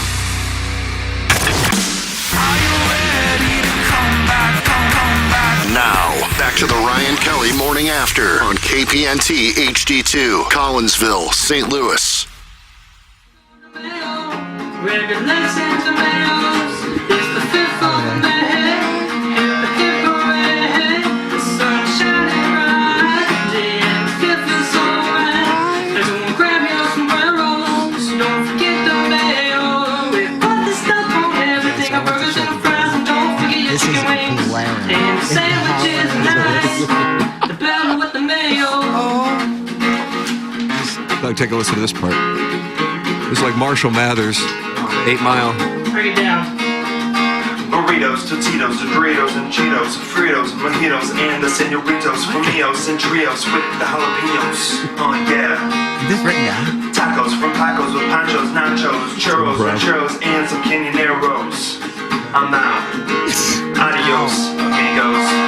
Sick. We put the stuff on everything. Our burgers and our fries. And don't forget your chicken wings. Here we celebrate today. This one's for the mayo. There you have it. The Cinco de Mayo anthem. Best thing out there right now, no doubt about it. Oh, the editing is always so harsh at the end. Can we have a kind of a gradual trail off to some of these? Don't forget the mayo. Yeah, don't forget the mayo. When you think of Cinco de Mayo, you think of the mayonnaise. You think of that banger right there. Send your emails in with your thoughts. Oh, my God, what in the hell did I just put my tiny little pincer in? Goo? Some kind of lubricant. Oh, no. Oh, God. Well, either way, things happen. Design Air Heating and Cooling is the sponsor of the email of the day. Let me tell you something here. I don't know if it's officially over. It is May 5th. It certainly would be nice if it was. But I don't know, Doug, if we're going to have temperatures in the 40s anymore. Woot, woot. Man, I hope not. I do not like being cold. And today it was like 2 days ago it was 90% chance of rain, and now no mention of precipitation. Even though, as we were saying when we were in the break room, it looks like it could storm at any moment, but not according to the forecast I have. Yeah. Design Air Heating and Cooling. Got to call them now because we've got highs in the 80s starting tomorrow and all the way through next Sunday. Expect a pony for the Dotem, presented by Michelob Ultra, and our charity partner, Birdies for Bipolar, of course, with the great people at Munganess and Family Golf. And we got our beverage cart girl dropping by. With at any beverages? Moment. I don't know about the libation situation, but I do know this. Design Air is the place to call if that air conditioning has not been tuned up, or if you turn it on and you go, oh my God, it's not working. Seth Goldcamp and his staff will take care of you. DesignAirService.com. Design Air Heating and Cooling. Online at DesignAirService.com. With these conditions, maybe Cletus and I get out there next week. Maybe we get out there and see if I can. You're caddying for Cletus, Iggy? I think so. Well, I hate to go against you, but looks like next Tuesday, Wednesday, Thursday, low 80s with no rain at all. Oh my! 3-day window. Does it benefit me to play in the Hawk? I don't think so. Cletus is a seasoned veteran of the Hawk. I don't know. You're going to get mounted at some point. You know that. Oh don't my you? God! There's no tree to hide. Should I have Jackson be present because then he'll choose to soil his hole? Oh, No, but gosh. then you It's a put huge advantage. Yeah, then you put That him is in a a huge situation to where that's like a fantasy of his. I'm a little disappointed. Catman that, Jackson. We have this TV as you walk in. It's got videos. It always seems to be either Plowsy running or me hitting balls. But there's one, I think it was the Dotem, and Jackson made a putt, and then Cletus started running after him. Sure he did, yeah. But they cut it off before you see Cletus come out of nowhere and start chasing Jackson around the green. They cut I off think that the- was Hubbard counsel. Yeah, you can't blame him, to be honest. They with you. cut off the assault. Yeah. Yeah. Smart. It's pretty Suddenly funny. went from a G Well, rating to NC-17. It's pretty telling that I hit a birdie putt, and instead of walking to get the ball, I immediately start sprinting because I know it's coming. Didn't even get the ball out of there, just started running. I tell you what we did at Normandy. Yeah, I think we can all say, me too. Hey, Jackson. Yo. I hate to tend to business over the air, but Happens. do you want to join us for a round today at 12:30? Now you're going to have to bring your wallet. Yeah, I could probably do that. You want this? Yeah. You know what goes on. Yeah. I believe I could be playing today already. I don't know yet. Oh, wow. He just WD'd when he heard about the stakes. No. Well, I texted my buddy. We planned this like a while ago, and I don't know if he still is on the same page. But Oh, yeah, you did tell me before the show you had plans. but I don't know exact because this was made like last week, and I don't know if sometimes he'll fall out sometimes. This Jackson went and shot an 81 yesterday, Doug. I'm telling you. But he's what, a 15 handicap? If you look, that's Okay. I think like an 11, right? Yeah, 11.2. Okay, Dawson. Put me down as a maybe. I'll let you know as soon as I find out, Tim. Private Citizen Pete needs to get back to him. No, different guy, but This Jackson, who are you playing next? Tim Rendelman. Tim Rendelman. Doug, how's his game? Well, when he hits it straight, he's okay if he can stay out of trouble and just make some putts. Right. If he can, he's the kind of player. If he can avoid the 3 putts, stay out of the hazards, he can score pretty well. What's his handicap? I remember 14.1. a few years ago, he was like 19. Oh, wow, he's They trending. worked on it again. Fun to see players improve right at the right time. You want to be peaking at the Masters. You want to be peaking at the Ryder Cup. You want to be peaking sure. at the J. Randolph Jr. Fan Page Club Championship presented by Michelob Ultra. 95 calories, 2.6 grams of carbohydrates. Think about that. And the winner of this thing again gets what's $2,500. Did he get a sport coat again this year? Oh, yeah. Chris Heck's going to have to return that. He's already been eliminated. Stunning development. Oh. Well, I might be able to fish another old sport coat out of my Fish in the closet. dark. Yeah, let's do that. Let's have that be the prize. Scott's Wrinkled Ballsack has issued a statement. Speaking of Cinco de Mayo, how bad of a beat is it that a swingers party would fall on it and the group decides to go eat Mexican? Nothing better than a bunch of refried bean burritos covered in queso to pawn some mouthholes. I'd definitely be monitoring who strictly sticks to the chips and salsa. From Scott's Wrinkled Ballsack. So he's got a swingers party tonight, and he's worried that the people are going to be eating Mexican food in advance of swapping seed. Can you imagine a couple just having like a Taco Bell bag too, just kind of walking in? That's a power move. I heard there I are think it's happening anywhere in St. Louis. This is The people going bringing on. Taco Bell over Anywhere before at they all. before and they swinger swap? parties. Yeah. I was I informed. could see it being post-coitus. I was informed. Had actually a conversation with. Were you invited? This would be great. No.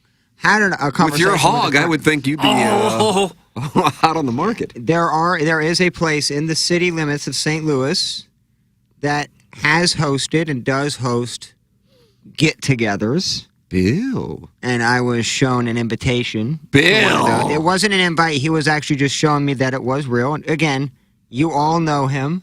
We do. Not going to reveal who it is. Initials, Jimmy the please. Bull. Woodrow Wilson. No, I don't have a lot of conversations with Bull anymore. Did he drop by your home? Him and Apache used to, and they were in like Did you ever construction. listeners stop in? I would think time, the had Bull like- would stop by and explain his proposal for the League of Nations. One time they both had like construction boots on with like powdery plaster substance and just walked into my apartment and That got was off. probably semen. Really? Well, it cleaned up well with the dust bunny. Why is it dusty? Drywall I don't dust. know what That's it got to make you uncomfortable. Yeah. To me, it's been there for a minute. Well, I think the more uncomfortable thing was them knocking on my door. when Yeah, I that didn't would be give them like my immediate, address. like, I'm going to call the police here in a moment. Now, this is interesting. Taco Bell key parties are super common in Lime and worse in Woods. That's from glove blogger Tom Travis. I don't think so. I have a question. Doug, you taking any or do you want me to Well, a handle it? brief one maybe. Would a Taco Bell key party mean that you go to Taco Bell proper and then swap keys there, or you cater Taco Bell? Wow, very nice question. Swapping key was just anyone who happens to be in Taco Bell. Oh no, you definitely bring That's the pretty risky. You bring the Taco Bell, and the key you draw, you also get that Taco Bell order as well. You get their order. Yeah. So you might score an enchilada out of the whole Yeah, thing. or a chalupa. Ah. Or God Almighty, the So who's potato this guy that we burritos. know that invited you to the Jimmy swingers the Bull. party? It's an off-air thing, but I'll certainly Wow. let you guys know. It's very. Hey. Does he have a fine-ass wife? He does not. Well, you just insulted him and her. He doesn't have a wife. Oh, that was my. single. That was, my, probably Jimmy the Bull. Again, Yeah. haven't seen the bull in a few years. He can still send you an invite. I have seen his penis, though. Remember? Oh. We've all seen it. Haven't we all? There was a lot of sentences haven't. that was going to come there, and I didn't anticipate that one. Yeah. Well, that Buffalo picture- Tough is demanding some Jimmy the Bull drops now with caps. Okay. Yeah. Do we well, have I bull was, drops? Oh yeah, I was actually talking, so that's why I wasn't typing. Oh, yes. You can So finish your story. Sometimes, like I was just Finish your That story. Buffalo Tough wants your ass. Get him, Plowhawk. A bull never gives up. Doug's a bull. Doug is a bull. He said he had nice nipples. I consider you my new friend. I mean, Okay. This is quite a little collection we've assembled. He has the potential to be a great bull. and my favorite. Mr. Sammy is shared by me and the Apache. As if it's like a video game console. I used to like the Apache's war call. Remember that? Ooh, that's a good. He did it one. at the Dotem, like all around. You could hear Boy, it he from had a miles big- away. Yeah. So erotic. Driving around that thing like he was a celeb, and he was like his gift to Yeah. everybody was that They gave me a war tomahawk. call. The tomahawk went very nice. It was a though. nice tomahawk. Sweet Kai has just sent in a picture from the Florida Keys. Yeah, that's where he is. Did he go to Ladue? Yeah. It's kind of surprising that he's a brag guy then. Yeah. Well, not much. I don't know what to say. Is that the guy moving to West Virginia? Correct. Oof. It's a beautiful picture, though. I'd like to be there. Guys, is it winter in the studio? Iggy looks like a homeless person bundled up. That's from Los Lonely's Strode. I don't know. Wearing a top coat. And I'm look like I'm ready for 85 degrees. I think I'm probably underdressed and you're overdressed. I think that's kind of our state of things. Well, it wasn't that warm. Well, it wasn't cold this morning, but Feels it was like it might be 70 or a so little in the chilly. studio. A little chilly. What's brutal is it's like 45 degrees when you leave your home, but then it's 75 when you leave the studio. Dress in layers, Bill. Dress in Jackson layers. said it best, man. Driving home, I'm like, damn, it was like 42. Yeah. And I had my heat going. I got my heated seat on. Blessed. Yeah. Thanks, Munganess. Yeah. Wait, why is a guy who lives in West Virginia in the Florida Keys thinks it's from Wolf Boy? He doesn't yet live in West Virginia. He's at a wedding in the Florida Keys. No. Yeah. You sure he doesn't commute? Yeah. And who's he hanging out with? Sky Bree? He saw Sky Bree in Miami. You got that picture yet, brah? No, so he like tried to get like he didn't want to like just go up and take a picture. Like it's kind of difficult because they were eating dinner, but he took like a video walking by them. Sky Bree and her boy toy. Oh, she got a boy toy? Doug, does Sky Bree have a boyfriend? I don't know. That's what Sweet claims. Handler. It's hard to take a picture of a celebrity in a restaurant. My son, Greg, sent me a picture of John Cena sitting behind him in a restaurant a couple of weeks ago. You got to be kind of act like you're taking your selfie, Right? And then when you see that he's not looking, then you move the phone slightly and do it that way. That the restaurant like while someone's eating is like to me like the one time we're super off limits where you cannot go up to a celeb and ask for a pic, especially if they're like with their family. Oof. No, I hate that. You don't get that. You don't get that. When was the last time you were calmly eating dinner at a restaurant and someone interrupted you and wanted a picture or an autograph? I don't think I was eating. Last time I was at Andreas, guy asked me for a picture. While you were eating? No. Was it Max to put up on the wall? No, I don't know. Just a listener. God, I wish I would be there to see Iggy get his picture taken to put on the wall. I don't think they have any Next pictures to of all the celebrities. at that. greats. Sky Breeze seems to be a happy little gobbler. That's from Flip Wilson. Doug, what does that mean? A gobbler is a turkey, right? Yeah. I cannot wait to turn out that skank sweet Kai's pale cheeks to a bunch of horny coal miners for 50 spots a bang. That's from the recovering alcohol. They're not all coal miners in West Virginia. Pretty good revenue stream, though. You got to consider all options. Hey, Scott, if you're looking to make a mess, last time I was at an orgy, my partner and I housed a large meat lover's pizza and a couple sixers of Mike's Hard Lemonade. Then my wife hammered out a bag of bones on a trade deal Murphy bed. While I cried behind a stack of glittery bowling balls sitting Indian style draped in a tattered Fontbonne jersey. Thanks, that's from Hoops's Greg Valanche. Wow. A lot going on there. Here's my thing. Why are they bashing Murphy beds? Yeah, they're very practical. And the right back up onto the wall. Like, and the fact that today's Well, now they're popular in Manhattan, right, Doug? I assume you don't have a lot of room. No, you save the space. Right. That's the one key Makes sense. thing is you never I feel like find you it. have enough I space. find it to be racist against the Irish, and I'm kind of starting to see if I can get some people taken out on Just Twitter. because of the name Murphy? Yeah, I kind of feel like I might be able to get some likes if I do that. What about a trundle bed? Trundle daybed. Which one? I'll go for the daybed. Either a tough night's sleep, I'll be honest with you. I spent the night or two on a trundle bed.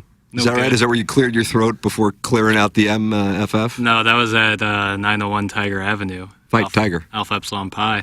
My uncle and aunt have a trundle that I'd have to sleep on when I went out there in Jersey. Brutal. I've never slept on a Murphy bed. I would always be afraid that it's going to snap back closed while I'm in it. Doug, Is Chairman that Steve possible? wants to talk about Murphy beds. He okay. is with us right now. Good morning, Chairman Steve Milagro, Tequila Listener of the Month, April 2023. Hello, Steve. Yes, hello. How you doing, Dougie? I'm fine. You? Not too bad. Actually, we probably should have put a Murphy bed in my office here, but we didn't.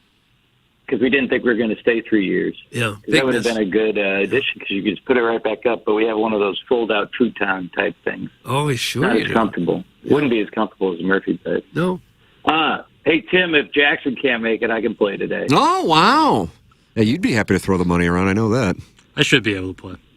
Very confident. Oh, man. Shut me down. Right So away. I apologize, but I'd love to have you as a partner with getting 25 pops, or whatever the hell you'd be getting. Well, get rid of him. That would open up Get rid the of eyes of the Dawson's Creek. players. Wow, we're giving 2 pops on this one. It'd be nice. 5, It'd be nice. 13. Yep. Steve's played just off the it at green 26, line, -1. Double bogey net par would be a great. That could be a profitable move for us. I don't think they'd be happy around the clubhouse there. No.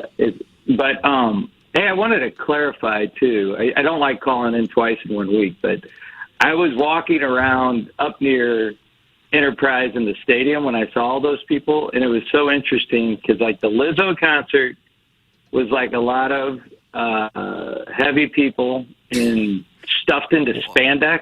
Oh, really? Wearing like high heels and like awkwardly walking, and then the STL City crowd was a little lesser and more fats because they were playing like a lower level team. So like poors like Doug could afford tickets. Yeah, well, I had them game. given to me. Can't afford them. No, but like the tickets I have, you could buy them if you wanted to, but they were a lot cheaper and they didn't have like everything they usually have at an MLS game. So, but that stadium is cool. You got to get in there at some point. Resident Doug, did you enjoy your experience? Yeah, I had a great time. It's a very cool stadium. Clean, easy to get in and out of. Yeah. Looks great. I haven't been to a game yet. Can't Yeah, wait it's to go. very nice. Very, very nice. First Doug, class I all the hope- way. Also, I hope you had the sunscreen yesterday. It was really sunny. Yeah, I had don't want that 70. five head getting burnt. Yeah, I've thought of that too. I had a 70 SPF on my forehead. You needed it. Thanks for needed your it. concern. Yeah. But what'd you guys do after the game? Did you go to the Angry Beaver? I didn't see you there. I went home. You went home? Did you notice Yes, I any did. ladies looking to play yesterday? Those day games can be hotbeds for divorcee activity. Actually, I didn't go to patios. That's usually where all that goes down. Really? But, But that's like also Angry where the Cardinal Beaver- Cowboy goes in the rally runner. So Yeah. Oh God. Yeah. Patios is Okay, a wilder but- scene than Ballpark Village? I would say after a day game, yeah. Like on Friday and Saturday nights, Ballpark Village is crazy, like the live. But the Armory has kind of taken some of their business. Really? On some of those days and nights. Yeah. Yeah. A lot of people go to the Armory. What about Dawson's Creek? You go to the Armory, bud? Yeah, I've been there. Okay. I didn't know, because it seems like that crowd kind of moved over there in a way. What are the demographics of all these different establishments, Doug? I'm a bit asleep by 9 now. Yeah, me too. I don't know what So I don't go out that late, but like I think Ballpark Village and like that, PBR bar and Shark Bar are all younger people. Like on Friday and Saturday nights, late night.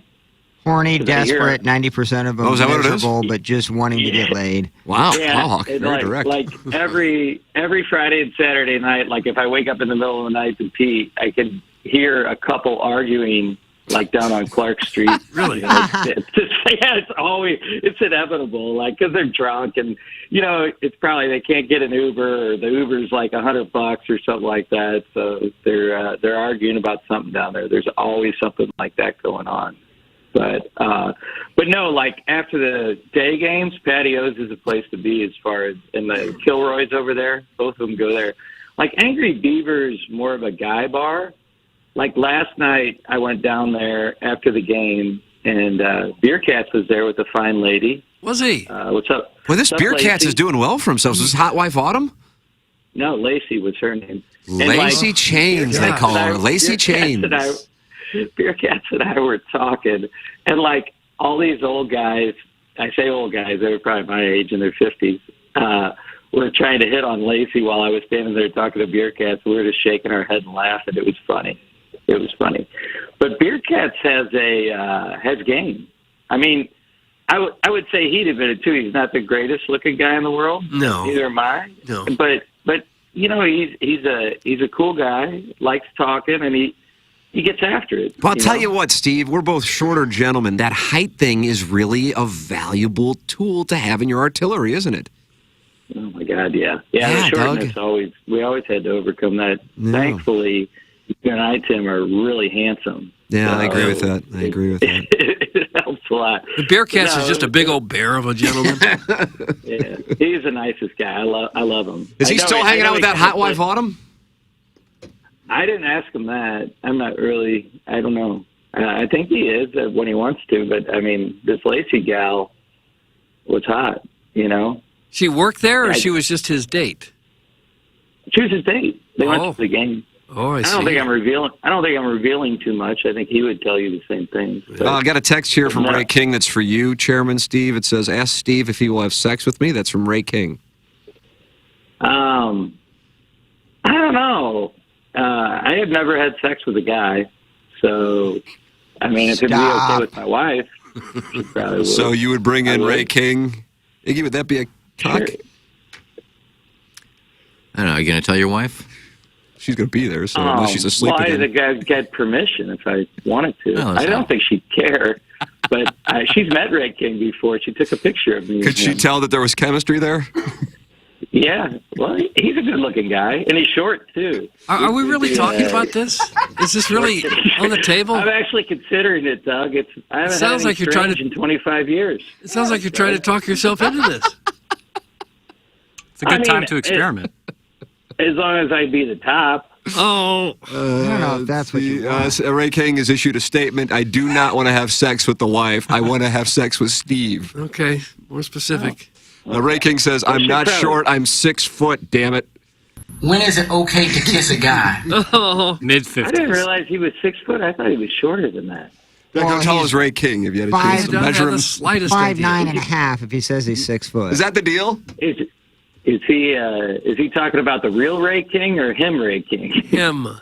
Ray King, the real one's like 5'9", like what, 350? He was taller than 5'9". He was stout, though. He was stout. Stout. It looked like he had just a bag of cement on his stomach. Anybody with a beer belly who can play professional sports, I love. Yeah. I don't think he'd mind me telling this story. I was at a stag bar in West Palm Beach with him, just me and him, at like 3 in the morning. He in was the 2000 nicest guy you'd ever meet. And I'm sitting there. Real and I'm Ray King or fake No, Ray? not the one you're going to have sex with, the one who pitched for the Cardinals. Yeah. And I'm just so intoxicated. And he's sitting there, and he knows everybody. And at some moment, I don't know how it happened. I'm glad it did. Sketchy place, not Rachel's. And I go, what the hell am I doing here?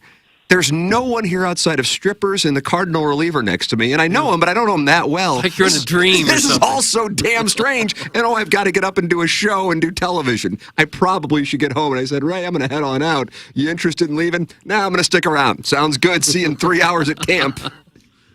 Gosh.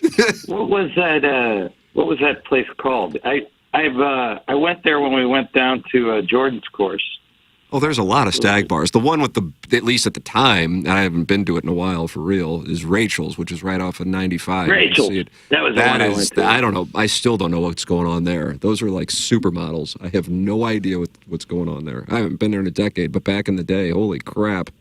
Wow. Well, we were there at 2 in the afternoon, so the talent was a little lacking at that point. It's right across from a Cracker Barrel, too, which is convenient. That's the place where Iggy Yeah. fell in love at Rachel's? No, I thought you were Orlando. Yeah, Oh, Orlando. I I thought don't it know was the name of that Rachel's. place. But like, Cracker those, Barrel I'm across the amazed. street. Like, There is. like one of the guys who was there, he wasn't with us. His bill was like $30,000. Hey, Rachel's? Yeah, Yeah, man. it was crazy. I mean, the money that gets spent at these strip clubs is ridiculous. Yeah. You get rich people who are drunk and naked women in front of them.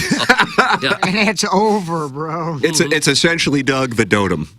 Right. pretty much. Yeah, the Dotem's similar to that. Yeah, for sure. But I'm disappointed I'm not going to be in town for that. You're going to be in Tempe.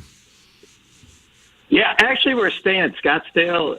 Recommendation: stay at the Hotel Adeline in Scottsdale. It's kind of cheaper than Hotel Valley Ho, which a lot of people stay there, and they're both like Frank Lloyd Wright old motels, but they have awesome pool parties like on Friday and Saturday and Sunday with the DJ and all that. But it's really cool. Doug, stay at Hotel Valley Ho or Adelaide? Hotel Adelaide? Adelaide? Like the maid on Different Strokes following Mrs. Garrett, but before Pearl? Adeline. Hotel Adeline. Adeline. The Valley But your Ho door- Hotel sounds like a seedy neighborhood somewhere. The Valley Ho. Are they all I feel like I've banged the Valley Ho. Are they all Frank Lloyd Wright hotels out there? There is a lot of that out in the Camelback area. That is Well, correct. he built Talisman out there. Like, think about You been that. out there? But he's a Chicago guy, isn't he? Isn't Frank Lloyd Wright from Chicago? What he Edward G. did was- Robinson is from Chicago, if It's I'm his not town. mistaken. Chicago's my town, see? He was a Later in life, he went out to Arizona and built this thing called the Talisman, and he had a bunch of land out there that he bought. I'm sure they still own it, but he went out there with a bunch of his students, and basically he took advantage of their free labor and built this huge place out there. He was an interesting guy if you read about him. Steve, Frank you've been Lloyd Wright. propositioned again. Steve, shoot me a date and we'll come down and have some booze on the rooftop. That's from Scott's Wrinkled Ballsack, and I gather he's going to be bringing his better half when he says "will come down." So I don't know if you're interested in that. well, yeah, you're getting a lot. You're getting a lot of I think- sexual offers here from guys and perhaps wives too. I think it would just be the guys, and I don't know if I could go through with it, to be honest. I mean, What do you mean? What's stopping you? I think I'm straight. I'm straight. I think. You think? I mean, well, 52 years. I did have a gay uncle, so it's in my family tree. Is that a DNA like male I like pattern how he baldness? put in his family tree. Was it a blood Something to put- relative? A blood relative, or Yeah, my uncle. My mom's brother. He died of AIDS. So that would be a sadly. blood I relative. mean, Beer Cat's now active.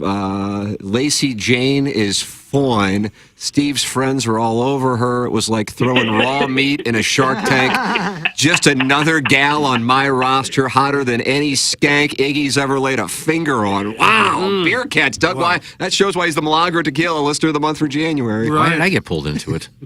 Beer Cat's, why did he get pulled into it? He's just showing off. I think he's just messing with you, Iggy. I think he really likes you, but You still I unblocked? do think Now we're friends. I think Iggy's been with some hot gals. I'm sure he has. Oh, I bet he is. I bet he is. I tell you what, that that waiting tables and bartending, I mean, as a guy, you can pull. I mean, that is, you know. Oh, yeah, I bet control. bartenders have got to be just killing it if that's what the. Yeah, I said yesterday when I went back and tended a bar at Nantucket Cove.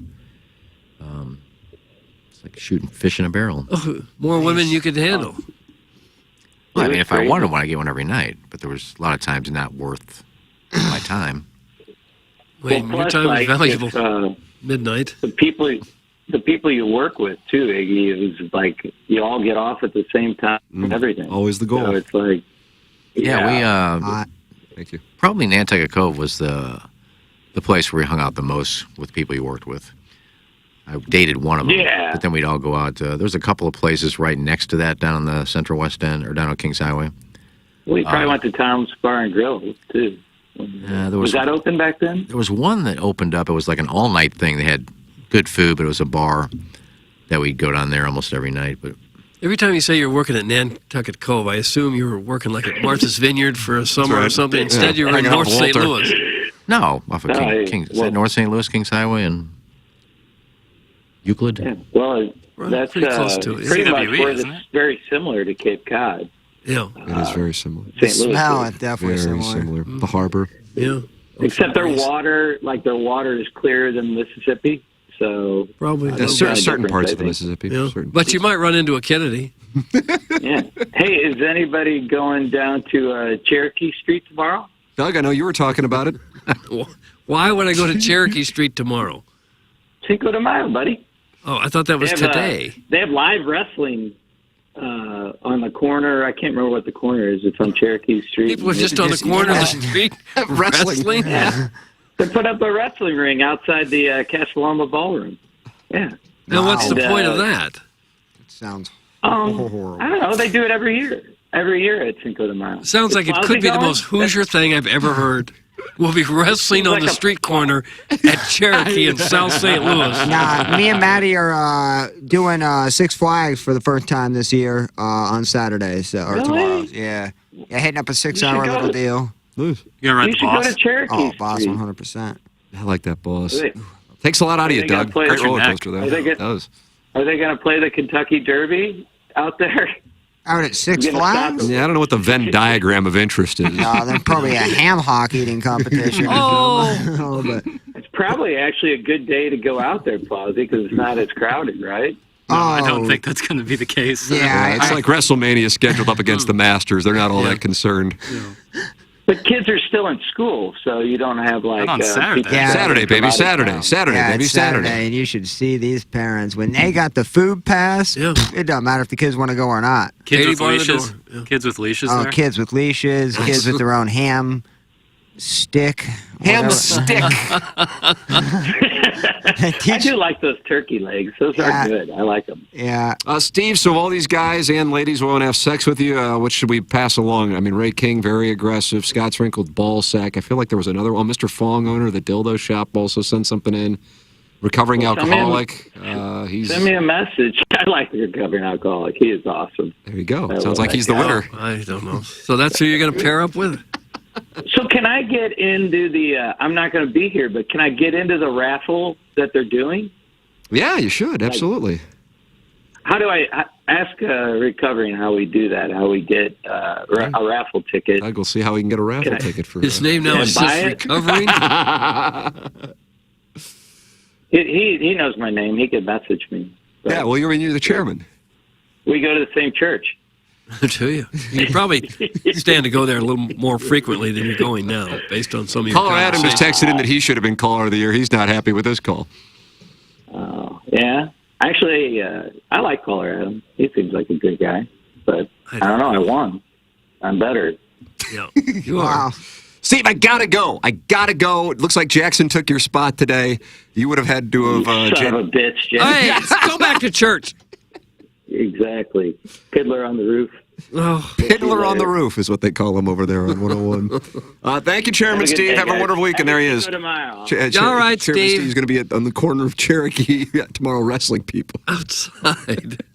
Cherokee's a place where, when I grew up down in the city before we moved to Brentwood, we lived on, I think, Utah somewhere down there where you could see the white fence of Shaw Park and the Botanical Garden at the end of our street. And Cherokee was fun back then as a kid, and they had a lot of shops and stuff. Then I think it went to crap, and then they rebuilt it up where now it's kind of a hip place to go. It's where you go to shop for antiques, isn't it? And wrestle. Yeah.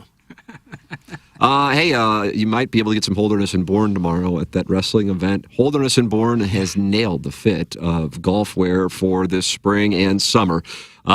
Fashion makes or breaks you. Iggy, you can attest to that when it comes to fashion, finding clothes that fit properly can make or break the outfit. But when you want to not only look good in all types of weather conditions and swing a golf club comfortably, fit is even more essential. And for our TMA listeners, go to hbgolf.com and enter promo code TMA15 and check out their new spring styles and colors. That's hbgolf.com.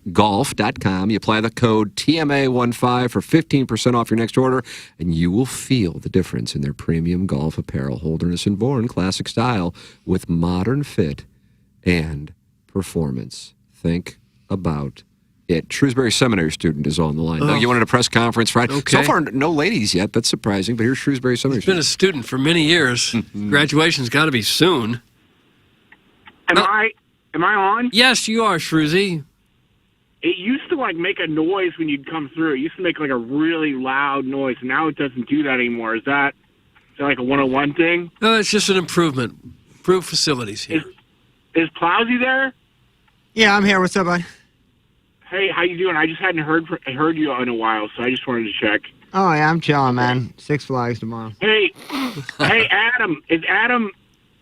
Listen, Adam. If you were hearing this, Adam, can you meet me at the Pasadena Hills Fountain tomorrow at 12? Text me and meet me there at 12. What's going to happen there? Well, I'm hanging out in Pasadena Hills lately, and then I found out he talked about how he lived there, and we were texting about meeting up there, and I hadn't gotten a hold of him in the past few days. So if he wants to call in and let me know if he'll be there, I'll meet him there. What are you going to meet and do? What's the point of the meeting? Just to say, hey, it's not like a Jimmy the Bull situation at the Webster Starbucks or anything. Oh, that's a good Starbucks. You said have him text you. If he has your number, wouldn't you have his? Do you guys watch Succession? Just text him, but that's right. I don't. Yes. Yes, absolutely. Big fan. Loved this past episode, and I understand it's been critically panned, according to Jackson. Yeah, people didn't like it. Oh, I loved Living Plus. I want to go live in Living Plus. Yeah, I thought it was great. It was the funniest one yet. Don't spoil anything, Shrewsy. Sorry. How do you think it's going to end, Tim? What's your predictions? Same with you, Jackson. Well, that would spoil it, I feel. What, Jackson? Wouldn't that spoil it? If I gave what I thought would happen? Just a prediction for the ending. That's not the Yeah, I mean, I'm not. But if you think I would be spoiling, I mean, I don't know anything. I'm just trying to think of people who haven't seen this season, maybe at this moment, because there's obviously been major developments this season. Well, then I will answer it this way. You watch it, Icky? Yeah. Yeah, I've watched it up until this season. I haven't. Okay. I wait until it's done. I would say my read is, although it's being telegraphed, so then I don't think that this show necessarily would follow what is being telegraphed. But my read would be Shiv and Tom, quote unquote, win. That would be my. Okay. That would be. You like that answer, Jackson? Is that vague enough? That's perfect. Okay. Yeah, that's perfect. Yeah, then Ken jumps into the Hudson or something, right? Doug, you think Ken will jump into the Hudson? I don't know what none of those three jump into. None of those three have been killed yet, I guess.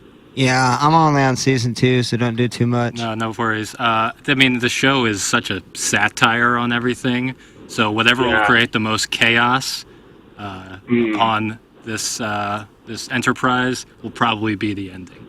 Big text just came in here. I thought you guys were related, but apparently not, unless there's some tension in the family. This is from the Shrewsbury Seat Sniffer. The seminary student really needs to die and never should have been born. Drown in that fountain. I hope some crows eat your corpse. That's from the Shrewsbury Seat Sniffer, Doug. Oh. So this Shrewsbury is like Bloods and Crips. Tell the Seat Sniffer I am the real Shrewsy, and he knows it. There's another one. There's a Butter School or something, but I go by Shrewsy, and he knows it. Okay? If he wants to meet me at the Pasadena Hills Fountain tomorrow at 12, I'll be there. So, Doug, you're going to go to Cherokee first and then go to Pasadena Hills just to track all this? Sounds like he's going to clean house up there in Pasadena Hills. Doug, my dad, will not be there. He's busy. He's in Florida. Yeah, I know. Oh, Doug went to school at Nipper with your dad? Not at Nipper, Kniford. that's correct. North. Thank you, Tim. We both went to North. Nipper North. Hey, I got a call coming in, guys. I got to go. Sorry to bother you, Shrews. Get this mother ever out of here. He effing blows. That's from Stan the caddy, not happy with the club selections of the players. We didn't go to the Knifer. It was kind of a useless call. Well, he's just trying to hook up with another you're listener. he's on the air saying, if you're listening, text me. Well, we're a conduit if for he the texts listeners. you, don't you have his number? Oh, I don't know. Just call him. Maybe it was easier to go through our show. Buffalo Tough has a statement, and it has nothing to do with the Plowhawks. That might be an all-time first statement about this caller. Remember when he begged on air to be invited to the Goob 11 event? Bleach Teeny for this simp, Buffalo Tough. Oh, whatever happened to the Goob 11? Did they break up? Oh, we became adults, I guess. There was quite a thing there for a I while. know. I think Deke's supposed to be in for the donut. That's Is that right. correct? I haven't Oh, heard Doug, anything. there might be a Goob 11 reunion. That would be now nice. with all these children running around. The next generation of Goob 11. I don't know. I don't know if he bringing the family, or if he's just coming with himself. I'm not for sure. You were all goobers in that group. Yeah, I love that. The group was great, but And didn't somebody out somebody and then it caused a problem? I don't remember what the story Yeah, was. well, everybody. We posted a picture and named off everybody except for one person. So, process of elimination. That person who was a nom de plume now has a face attached to that nom de plume. Bill. Oh. But the problem Heaven is forbid. with the Goob 11s, it was Jay's thing too, and it's That's hard. right. It's really hard to enjoy. I love the. That's right. Jay is the glue, man. He is the absolute glue to Now, everything. what was the rival gang? Oh, yeah. There was a rival gang to the Goob 11. That's right. Wow. There's something 6. You call them the CJ6. These are the guys you didn't CJ6. like on the fan That page. was You the- had first yeah. names or something like that. CJ6, yeah. The guys that had 2 first names, like David Andrew and Yeah. Bob Bill. But they wanted in the Goob 11 and were expelled, so they started their own rival. Remember when I revealed the place of the first one, so we had to change it. Oh, yeah. Oh, How sad is that? because people write in such horrible things to this show, they dare not have their identity revealed. So much so that the day of, we're changing meeting locations. No, we just don't want other people showing up.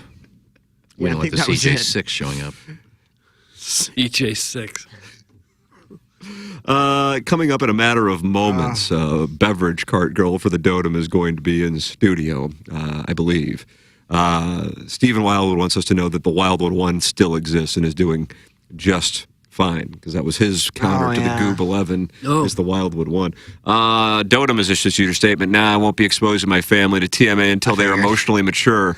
I'm coming solo. I might be coming to the event the night before, but I will be at Normandy on Thursday. Deke Dotem will be there. I can't wait to have a little session with him. Relax, talk about how the family is. Oh, just hanging out, man.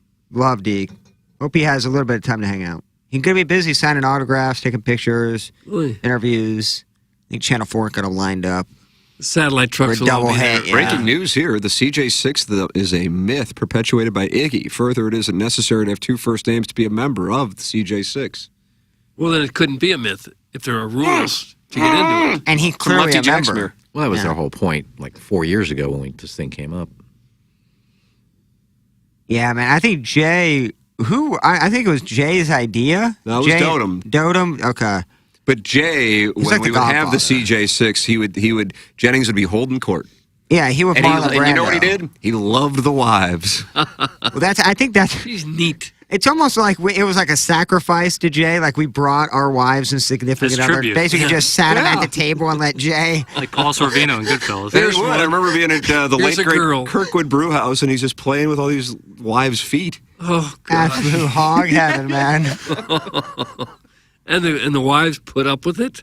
Oh, they encouraged They were it. okay. Or with it it? got to a point where some of them would intentionally wear closed-toed shoes to these events. Dotem's wife to be one of them. I think that was one. I feel like there were a couple others, though. It was just kind of understood you got to wear closed-toed shoes. So that he doesn't stare at them? Or ask them to play with them. Yeah, that puts you in a tough spot. He had a bucket of King of Beer there, Yeah. just holding court. Of all things to have to worry about, I have to wear closed-toed shoes so that somebody won't fondle my feet. Clip that off, and yes. Yeah, that has That's happened what it's come multiple to. times actually. The only reason I was invited was because of the girl I was with at the time. That's from KG in O-Town. So he acknowledges he was a package deal. Yeah, you can't come to those things solo. Kind of like Jose Martinez and the Rosarena thing. Yeah. Guys, weren't the CJ6 the group that gathered at Kirkwood Brewhouse two separate entities? Or no, weren't the CJ6 in the group who'd gathered at Kirkwood Brewhouse two separate entities? I can't speak to the CJ6. I've been told that was a myth, but I can speak to gathering at Kirkwood Brewhouse, and we went somewhere else another time. And I remember Jay holding court and just thinking, God, this guy couldn't be happier right now. Well, he's holding court, and he's playing with feet, and he's drinking beer. Yeah. The picture we have... Probably high. Oh, Couldn't be yeah, happier. yeah. The picture we have at the Kirkwood Brewhouse, I think that was the second one that we had, the Goob 11. He literally looked like Marlon Brando, and we're just the family and the kids. He's sitting there in the king's chair, all surrounding Grandpa. Oh, man, it's great, man. God, here's the picture of that. And there's Jennings. Look at Jennings, Doug, right in the middle. He just couldn't be happier. Oh, yeah. Paul Huck, you look He's the so boss. much younger. Dude, I look like I'm 10 years You really younger, do. man. It's wild. Paul Adam was in the Goob 11. I see. Remember that? Yeah. I do. Because Jay loved Adam. Kevin Miller looks like he's in There that he group. is. There's the hipster's in there. Denim Golf. Yeah. I'm a hipster lemming. Love hipster in his... And I believe this is the gentleman who somebody outed and then it caused problems. I believe that's what happened. But I don't remember who outed him and I don't know what sort happened. of problems? It was Misty Plops, and then everybody was tagged, and also thanks Misty Plops. But if you go through the picture and see everyone tagged, the only one who isn't tagged is obviously the face and the nickname. Yeah. Well, maybe he shouldn't have written in such vile text. He's an amazing human being. I think is responsible for the Vianney Dad's calendar email, which may be the greatest email ever sent into the show. Undisputed. Tim, was Kirkwood Brewhouse that restaurant that half the audience thought you owned? That's from Uncle Cucker. I did have a piece of it, but I didn't own it. I had a small piece, a small taste. And today it's a pasta house. I think they just opened up a pasta house. Yeah, they there. did. No way, really? Really? Yeah. Pasta house is yummy. I saw Katie Pizza and Pasta down at the Ballpark Village. Yeah, because I was watching local news, do it every day or do it every night, and they were doing a stand up right outside there. I didn't know it was open. They were I heard doing a stand up about the pizza place opening. No, Has it they gotten were to doing that a- point. I mean, I remember the IKEA coverage. No, it was Bass the Pro Shop got it yesterday too. They Yeah. opened yesterday. There's It was the- wall-to-wall coverage. it was the weather I gal. swear to you, it reminds me of when I was in Little Rock in '99. I'm dead serious. I might make I'm this not segment saying that in a title. good way. The IKEA coverage. But no, what happened was the weather girl. Apparently, they didn't have a sports guy there, so the weather female was taking over sports and was talking about the boober. Oh. Yeah, it was tough to watch. We're talking Little about Rock the again. talking about the boo birds and how it was like and the atmosphere, and had a couple interviews with a hot dog stand. Not kidding, hot dog stand lady. How the About- reaction of the About the fans to the loss? Yes, and how the fans been this year with this season. Oh, wow. But wow. the stand-up she was doing was outside the Katie Pizzeria, Pizza Pasta, and it's really good. I just didn't know they had the downtown location done yet. Jay playing with my wife's feet is a timeless memory, a story that will be told from generation to generation with the Ballsack family. That's from Scott's Wrinkled Ballsack. Really? Man, he has fun with a lot of feet. Please, please, please play the Vianney Dad's calendar email. I know Buck Swope has it. That's from Sousy Jack. That's a Buck Swope thing. I couldn't even tell you, and I know Swope. I couldn't get through that email. I was laughing so That hard. was so good, but I don't know the day. God almighty. But And that was a Misty Plops creation? Yeah, who was? Oh. Yeah. Yeah, I'll he's put the it in the undisputed rotation. champion. I think Misty Plops is also responsible for the drunk housewives going down to Mizzou for mom-daughters weekend and Eucharistic minister my ass. Yeah, that was a good line. I thought that was DJ Gabe. And he talked about, like, what are the dances with, like, the sophomore, like, the cotillions? Yeah, yeah. He kind of ripped the cotillion for a little bit, and that was really funny. But he's gone now. He hadn't texted or Well, emailed he- in for years. Again, has he? flew too close to the sun. Goob 11 almost outed him. No, we get a Misty email. Yeah. I'd say once a quarter. He's amazing. He's quarterly. Usually around some sort of holiday. He chimes in, Easter or Lent. He always emails in during. Stubby Applause just said it's the email is in a Swopes Picks episode. Okay. I Yeah. figured we had it. Yeah, Plops here episode. He's a Lenten texter.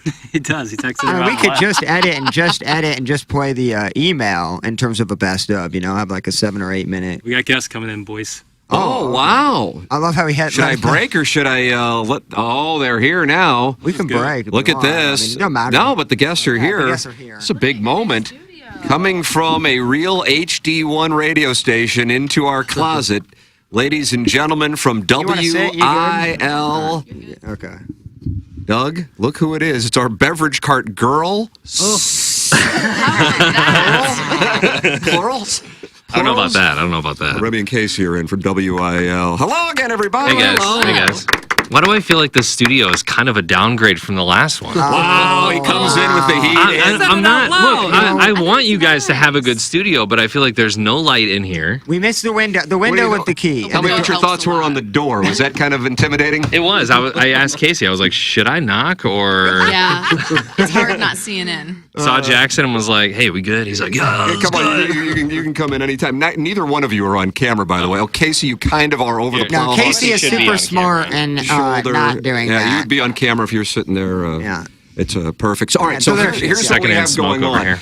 In a stunning development, Casey, Yes. you have decided to be the beverage cart girl at the Dotem, which is, Doug, I would consider a high-risk move. Why would you do that? Well, our Princess of Promotions, Jess Kowski. Oh, I like that. Princess of Promotion. I like that, too. Addressed me, and she was like, "Hey, I need a cart girl. You seem to fit the part. You want to come?" And I'm like, "Oh, yeah, sure. I did. I wasn't at the Dotem last year, but I heard what a big deal it was, so we thought it would be a fun time. I know it is a lot to sign up for. It is.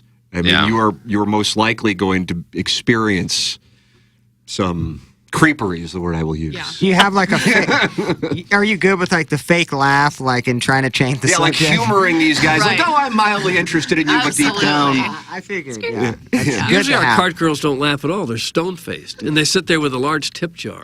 And people come by and pay them for having this icy demeanor. Well, tell they you say what, I nothing. can do that too. She's good at the icy demeanor. You're good at the icy demeanor? Oh my gosh, yeah. Now, how are you going to factor into this as a gentleman, of course? Well, Doug, as a gentleman. Yeah, I just figured, we come as a package. I'd bring the skorts, and Yeah. So I did vow this year that I would not be dressing as a woman because that has happened in years past. Like That's almost one of your shockingly moves. enough, it's Almost- like a quarterly thing. Yeah, Really? almost every year in my radio career, like a penalty or a punishment has been to dress as a woman, Does it go make into you feel public pretty? with yoga pants on, You things get a like lot that. of tips from our guests. Sure. I don't know if anybody wants to see me doing that, but In this audience, the answer is yes. Yeah, if you haven't met our audience. Yeah, in this audience, the answer is yes. And you are going to be riding around with. What's the plan here? I don't know. I feel like the plan right now is to be right there along with her. Yeah. You can ride along. with me. Security. Do you have anything that'll fit me? No, but that's the best heaven's part. sake. Doug, this is nice. For heaven's I love He's that. going to dress up. I and like it's gonna that. be cute. That question. Do you have anything that'll fit me? In the YouTube chat, they're immediately responding. I warned you about this yesterday. Massive creepery. Get the lawyers on retainer right now. Yeah. That's from John Cusick. Probably Alvin Mackey's Lisa Ann's security. And then, Doug, there's a guy in there who says, "Oh, look, it's a girl." Oh, boy, Yeah. it's a girl. They actually don't know what to say. The only thing that they can say is it's a girl. Well, I will say that Casey is freshly engaged. Yeah, that's as an of last important. That's an year. important. And piece of her information. fiance will be golfing in the Dotem, so he'll be there. How about that? That's very nice. But she does have a wedding to pay for. Right. Tips are encouraged. Tips are encouraged. I think we There it can. is again, Doug. Caddy in these events. Yeah. A lot of these listeners have not seen a girl in years. Well, this is Many great have been news. in prison for a long time. I'm in the right place. Yeah, you are There in you the go. right place. You can hear you guys every morning from 6 to 10 on WIL 92.3 FM. Doug, that's HD1, their studio. Oh, yeah. Lucky. With a window. It has a window, has a door. What do you think about this, honestly? About your new studio? Yeah. We have. We don't like it. I'm telling you. like it. Here's the And thing. the though. eye roll. We Here's don't the need to hear what you're going to pause. say because we Like know. watching the engineers put this thing together over the past however many months it's taken. Doug is about 14, 15. Yeah. The Year and a half. walls, everything Yeah. looks great, but it just looks like great, but yeah. it does make a huge difference when you don't have a window. Doug was observing that for the past 14, 15 months. Well, Right. the door, you can actually, around 9:30, 9:45, that kitchen gets rumbling. Yeah, you can hear You people out open there. that thing, and Yeah, but right right next to the bathroom. What about the bathroom? Because every time I'm in there, I'm like, they're gonna hear me. We have not pass been some able- gas Casey, here. Casey and Plowboy have some history with that. Yeah, the bathroom's a tough one for me. I still use it. But what I will notice is, like, if you do a podcast in here with just like one or two people, you'd be able to hear the flush a little bit. Not over Oh. the mic, just in here. But when all 5 of us are in here doing the show with headphones on, Drowns it out. it drowns it out. Sadly, I think that would be a good nap pop. Wouldn't that be great if that were Just- going out over the air? You got a On guy HD2. just trying to get one down. Oh, come flushing on. and- I can't tell you the amount of times I've been in there and wondered if there was an extra mic, just for the show. Oh my god. Doug, we could carve a glory don't need hole. it. There's no We could carve a such thing. little glory We hole don't need it. right there. That'd be perfect. That's what we don't need. Wouldn't that be nice? Hey, who's in the glory hole today? We'll turn it to the YouTube. It's amazing how we have an increase in viewers on the YouTube the moment a female appears Oh boy, it's a girl. on the show. It's so rare. Casey, you're going to be a great sport. You might even be a better sport here, Remy, for putting up with us on May 18th and May 19th. Just heard so many great things about the Dotem. Oh, look at that, Doug. What'd you hear about it? I don't know, just that it's a very large gathering of Fan fave. Everyone's exhausted. large by the end party of it. goers. That is true. But Last time he did it, some of the golfers stole pizzas by the box load. they did. That did Yeah. happen last year. Okay. In the midst of a storm, Yeah. tornado. Like Yeah, your purse is fine. Any food? Yeah. God didn't like the tournament. He sent a killer storm to break it up. So your fiance plays golf, correct? And he's playing in this event. He plays far too much. Uh-oh, sounds like a problem already. Not This a could be an prob- issue. I'm My learning to wife love would it. say that I play way too much golf, no question about it. I'm so learning to love the alone time. you're learning to love the alone time. Yes. Like how often does he play? What do you consider to be too much? Well, I don't come from like a family of golfers, so I don't know what's average and what's not, but he's at least twice a week. Okay, all right. That's a good amount. That's for sure. if somebody who golfs, that's about, I would say, around the average. That's being gone 6 or 7 hours, so every time he goes. You do have a lot of alone Yeah. time then. Exactly. Wait till I have a couple kids running around. He says, you know what, I'm going to be gone for 8 hours. Right, you take better care get a of everybody. strap and put one on because Right. Ooh. Things change. Hello. But I knew what you meant. I saw the hand Should've seen gesture. that Yeah. Clip that Flip off. that off too. Thank you. You guys are fitting right on in our closet.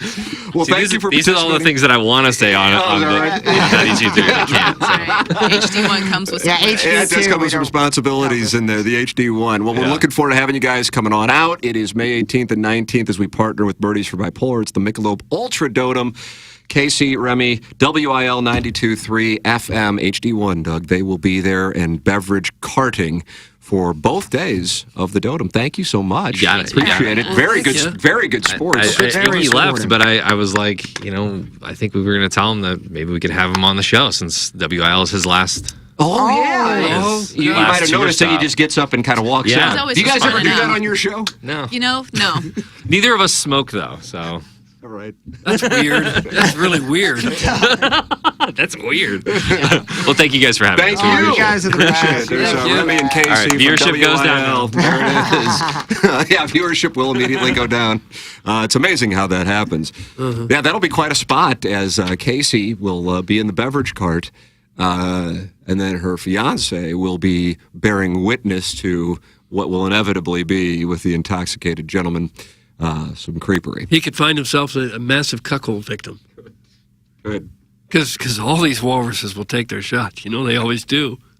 They don't care about decorum. I think Jesse was telling me yesterday, a friend of hers handled the beverage cart last year, and it was a very profitable endeavor. Was it? I bet it was, yeah. Well, the boys fire their shots, Doug. That's the Everybody problem. does on a golf course. I know you have to bring up the fiance, but the guys are like, oh, well, this is. So I think Remy is in play here for a nice little payday. Yep. I think, Oh, you think he's going to get tips too? Yeah. knowing our audience, and if you read the text line. I mean, Chairman Steve just he really kind of thought through whether or not to sleep with Ray King for like 5 minutes on our air.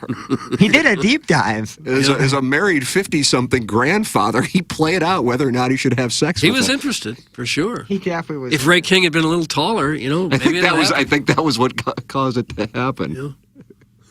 Uncle Cucker says them WIL broadcasters do not have a face for radio. Doug, and here we go. Yeah.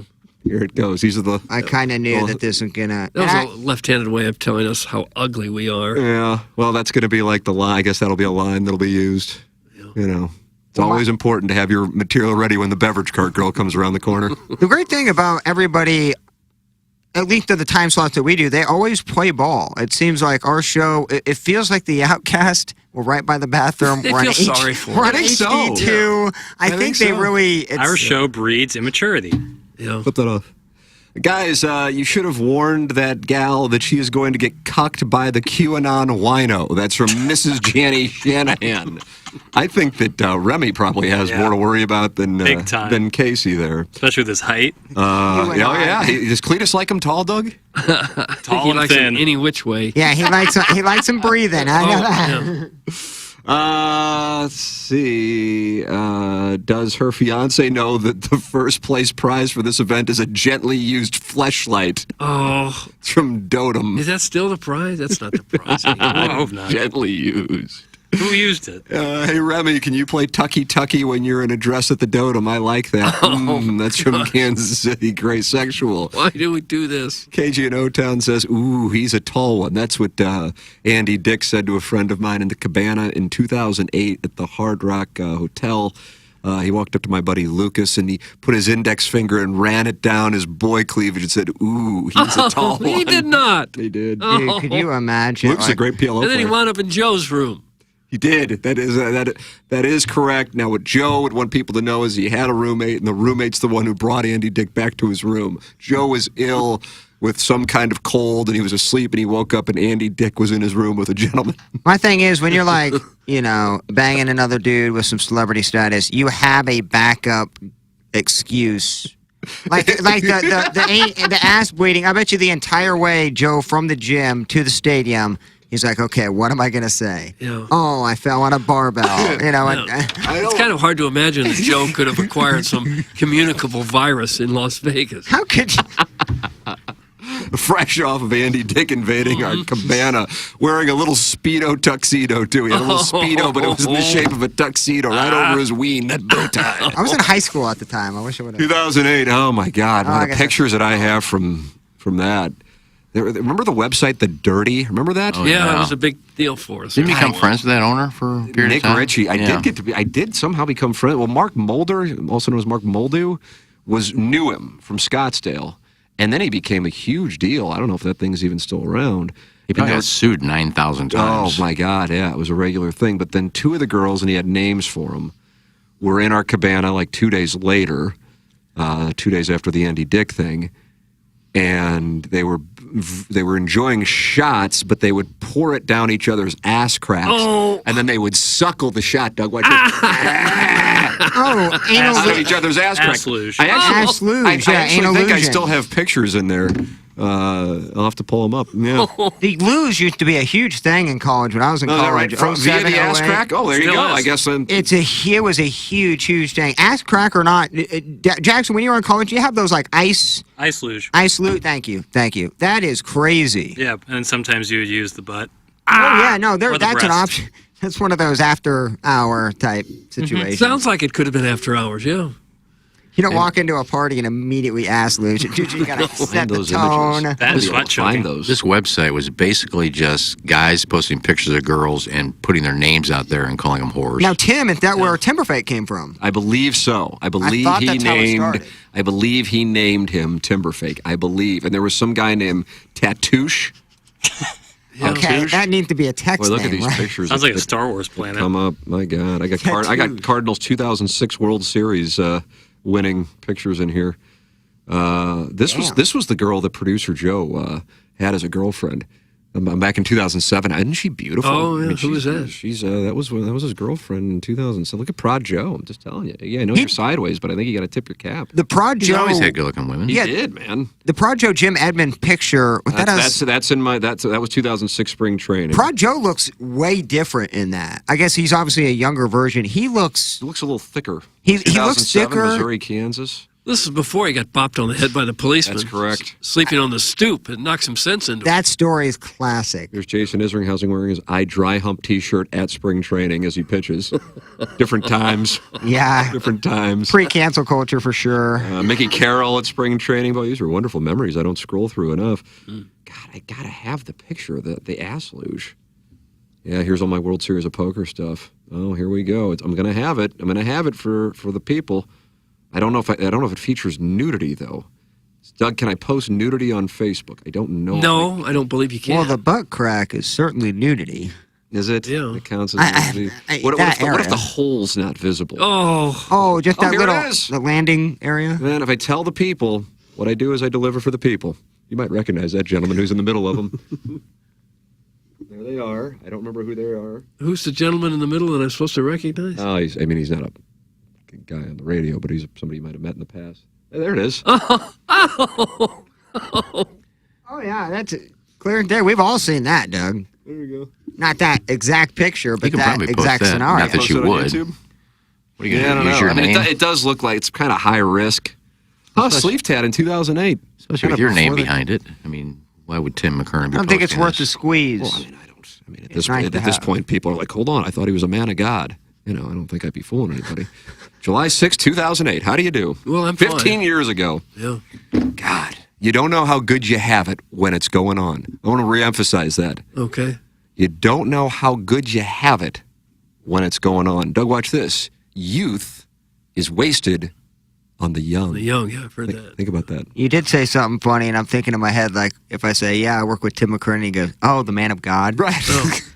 I couldn't imagine my reaction I would Well, love every second of that. If you lived your whole life like you lived the bar years of your early 20s, you wouldn't live very long, I don't think. At some point, something would get you. Well, the alcohol is a slow that, you got to make sure you do that and, But usually it takes a lot of alcohol to have the best times of your life. We all What about that white horse, huh? Well, that's I a never problem. experienced any of that. Yeah, neither did I. Even though I Can't- sounded like it can't on the be morning good. grind. Sounded like I was doing 3 rails and commercial breaks. If you're doing that in your 40s still consistently, Yeah. I always it's thought a tough one. If you could or just you work in finance. If you could just live then that's- past who like cares? age 25, if you can get past those years, I always thought that with my kids too. If you can get by age 16 when you first start driving a car to about 25 or 6 where you kind of back off the bar life, you'll probably live to be an old man. And you but those are some dangerous years. As much fun as they are, you do some dangerous stuff. You find yourself a female that can put you in your place. I was like a cuck very situation? lucky. No, just in general, like I was very lucky to find Madison because I feel like you do less stupid, moronic things when you have a significant other Oh, sure. or somebody else that is Because you're watching not you hanging out at the bar till do 3 in the that. morning still trying to get lucky. So she changed, and I wasn't even going to bars at the time, but just the trying to find a female, doing a lot of drugs. I think you find that stable, that stability with a female or a significant other. I shouldn't say female, just anyone. Yeah. Because if you go single and you're going mid-30s, anything yeah. can happen. You have Tim, no rules. You on the morning grind almost sounds like a completely different individual. That's from Scissor Me Timbers. I would agree with that. I got to be real honest with you. Not a big fan of that guy. Show worked. Poor Martin and the cat. And Stedman, for that matter. He might have liked it. He might not have. He didn't talk. We have no idea. Yeah, I didn't say a lot. Yeah. Prod Joe, though, was kind of hanging out with me, so he was on the same page. But yeah, God. The cat became a father in 2007, I think, so he wouldn't have a child. It'd just be hard to keep up that pace. But I mean, I was already in my 30s. I guess I was in my 20s when we started the show.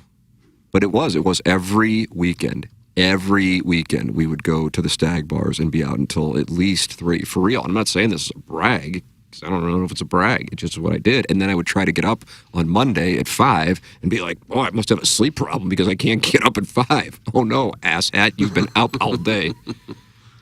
God almighty, what a mess. Let's see what we got to do. We got to shut down the 8 o'clock hour since it's 9:26. That's one thing we got to do. We have the Design Air Heating and Cooling email of the day. And then Jackson and I are going to get yelled at for this losing streak down the hallway at 10. And I think that's the itinerary. I mean, I think that's kind of the captain's log. It's your fault because you're not holding management accountable. That's exactly right. I did actually get one of those texts the other day. What are you saying? I'm going, God, I'm pretty blunt about this thing.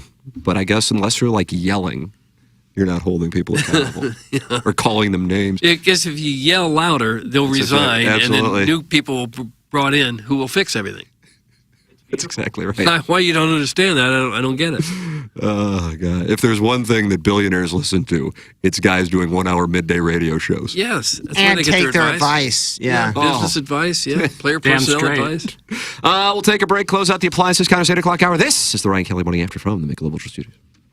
Hey, this is Tim McKernan, and I am here with Ryan Kelly. And Ryan, this is a unique time right now. Times are tight for everybody, but that is where you can help people out. Yeah, you're right. I mean, we talk to homeowners every single day at the office, and I'm no different. You know, things just cost a lot of money. And I remember you and I talking about 2 years ago when Christmas trees, of all things, I remember the conversation. They're like $250 to the Christmas lot, and people were talking supply chain issues or this or that. And I was just like, holy cow, how do you afford a $250 Christmas tree? And now you just think about everything, $4 for some milk and this. And the sad part is our income just isn't, they're not keeping up with it. You know, and you hear these numbers like going up 7%. And this, but did your income go up to keep up with it? And the unfortunate truth is so many people have not kept up with that. So it falls on the credit cards. And in America right now, we just topped $940 billion in credit card debt.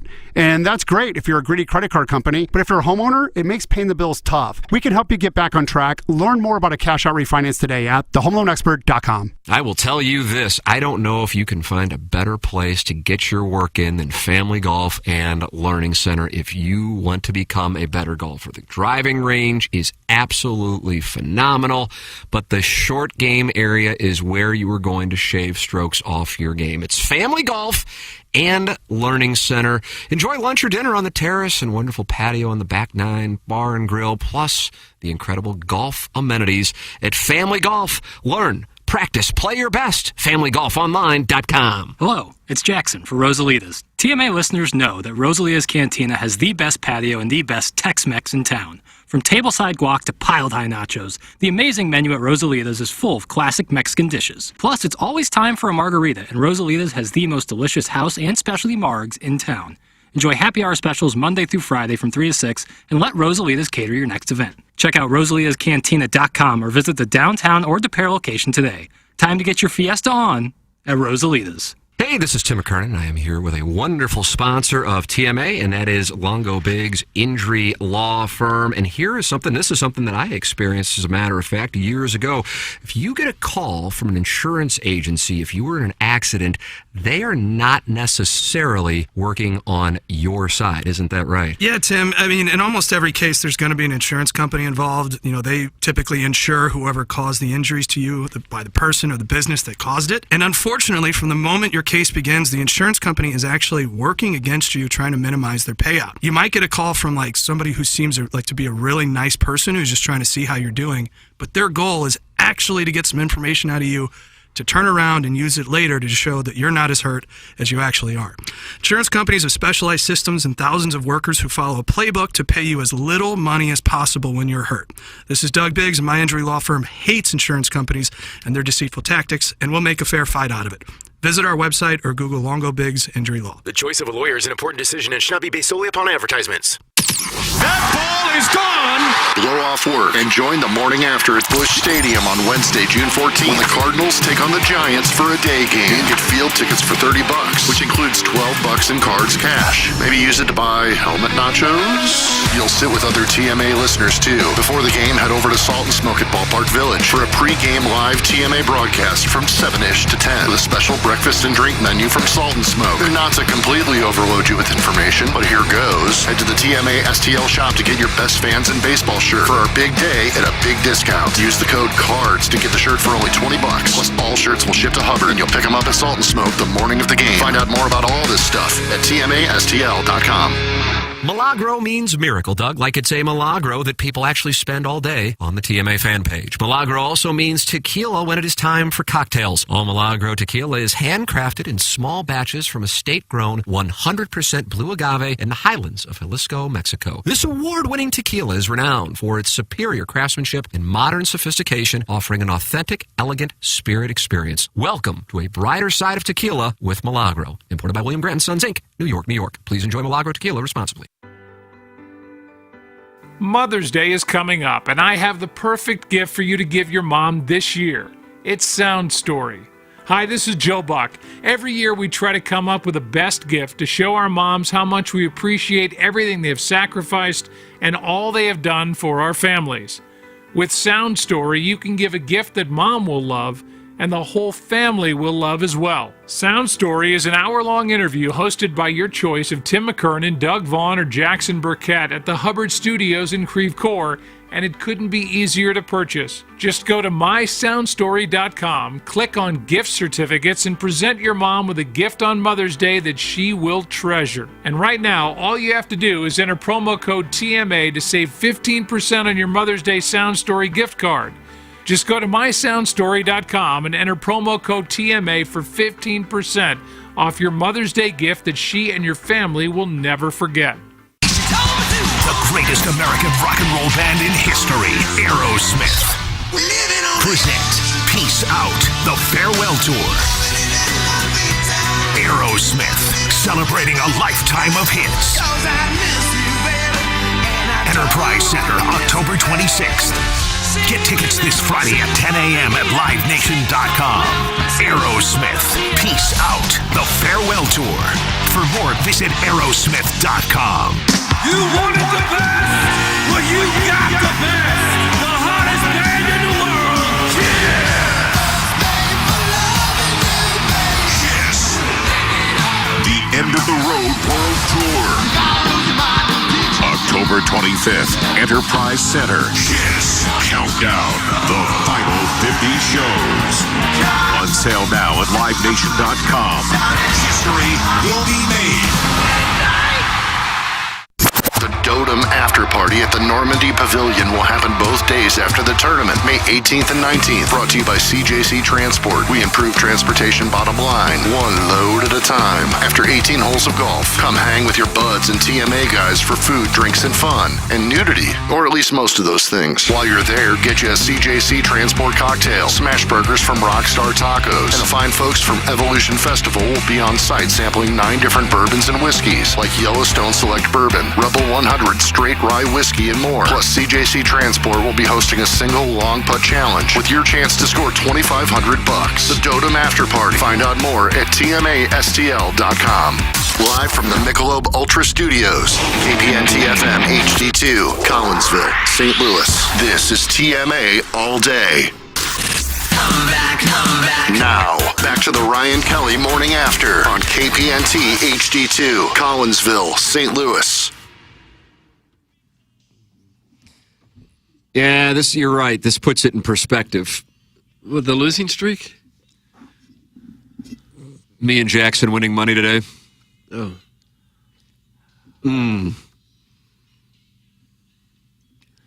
Across the sky. Nice.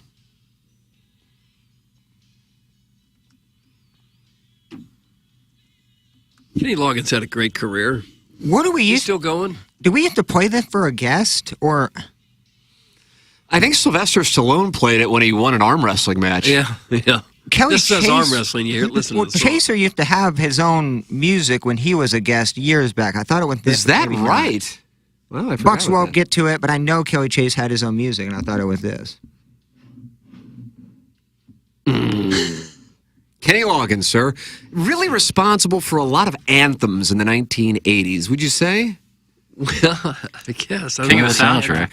King of the soundtrack. Wow, Iggy. I think we said that at the same time. James Coke, darling. He's coming to St. Louis. Caddyshack, Over the Top, as we just heard. I saw him in concert at the zoo a few years ago. I heard about Top that. Gun. Zoo nights. I turned that one down because it started raining. I gave my tickets away. Yeah, it was. Kelly Chase had Richard Marx. That's from KG No Town. There you go. Thank you. I knew Is they that had one of Endless them. Summer Nights or Endless- Hold On to the Night? Which one do you like more, Endless Summer Nights or Hold On? I don't It was know. Endless Summer Nights. That One was about an Circus. affair. Man, I forgot about that. Endless Summer Jeff, Vice President of Florida. That's correct. Yeah, he is the vice Greatest president. text name of all time. It was people are saying it was Endless Summer Nights. One of my favorite songs. Endless Summer Nights? It's Richard Marx, isn't it? Yeah. Playing with the Boys. He's coming to town, too. You know what? He gets in arguments on Twitter, I understand.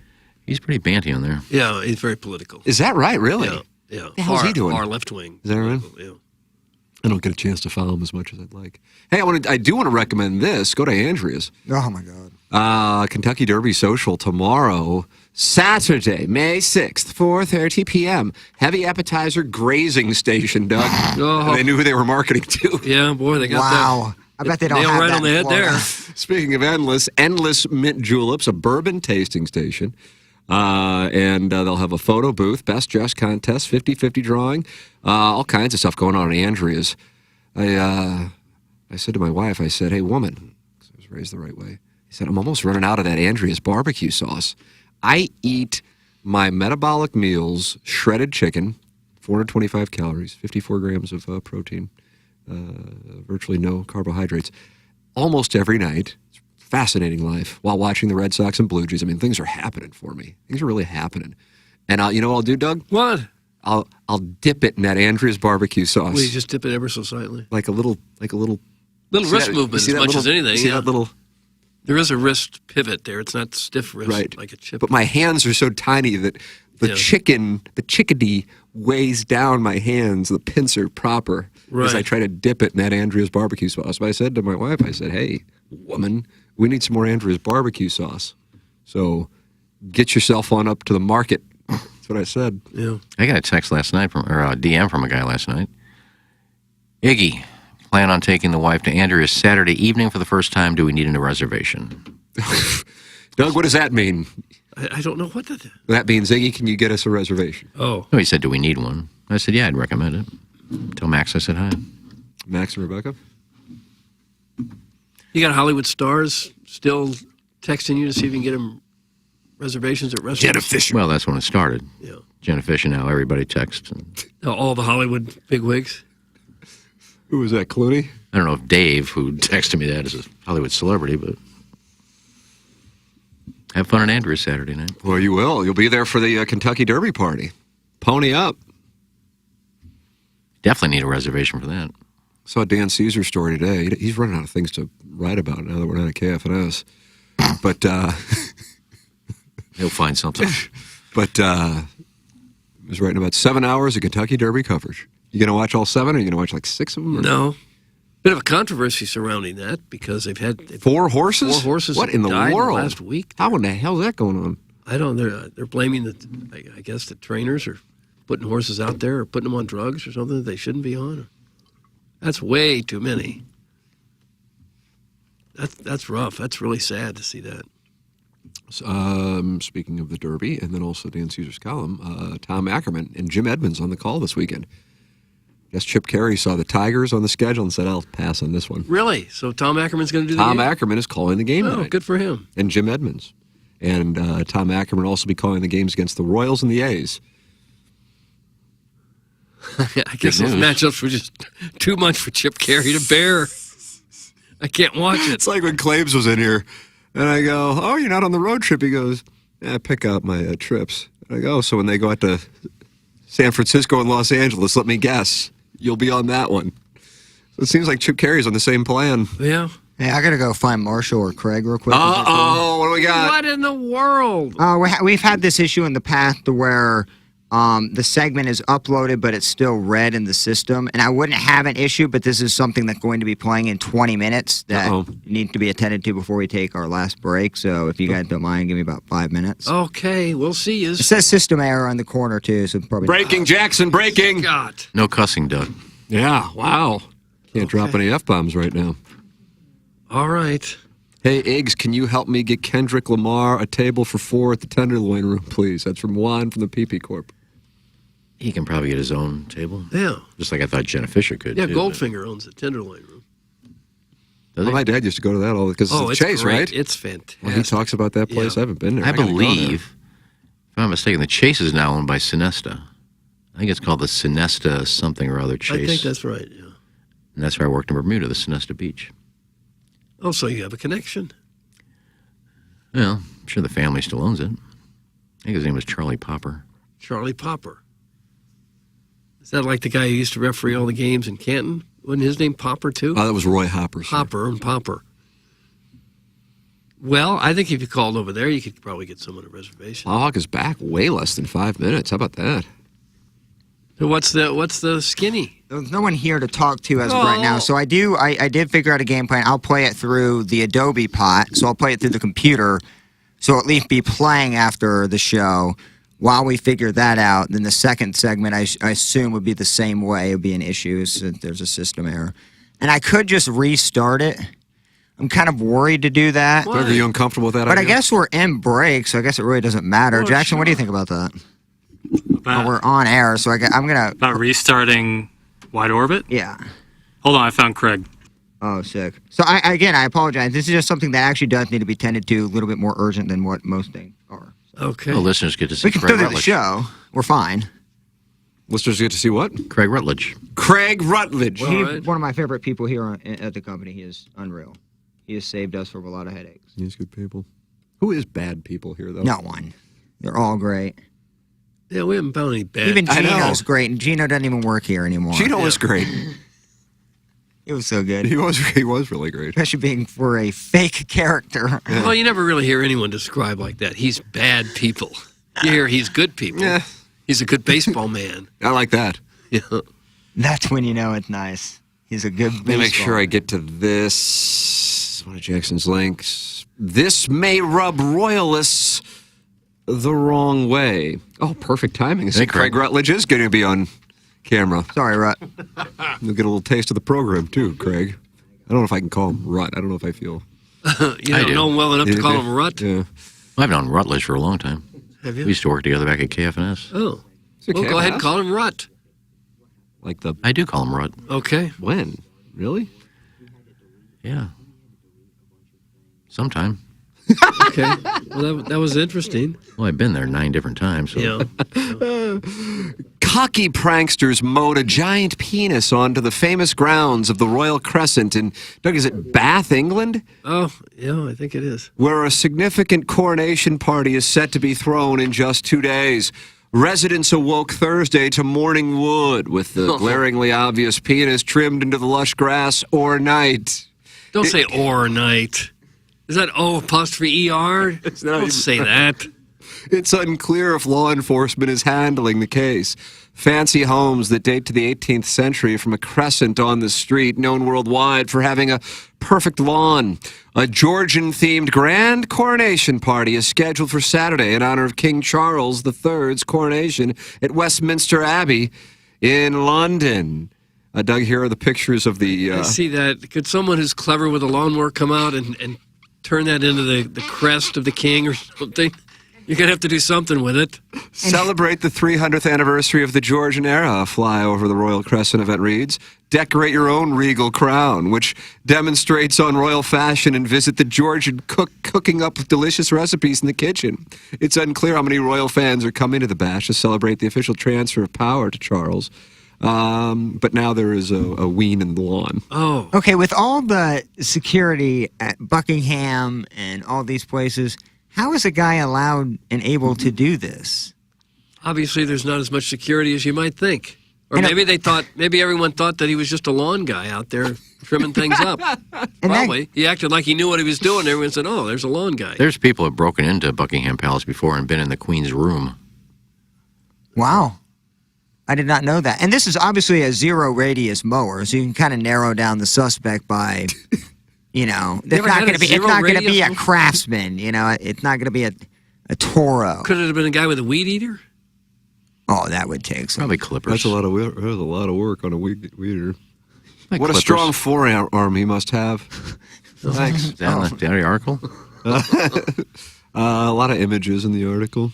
It's amazing how many people all over the world are so interested in marriages for the royal family and inaugurations and coronations. And It goes back to the Game of Thrones, man.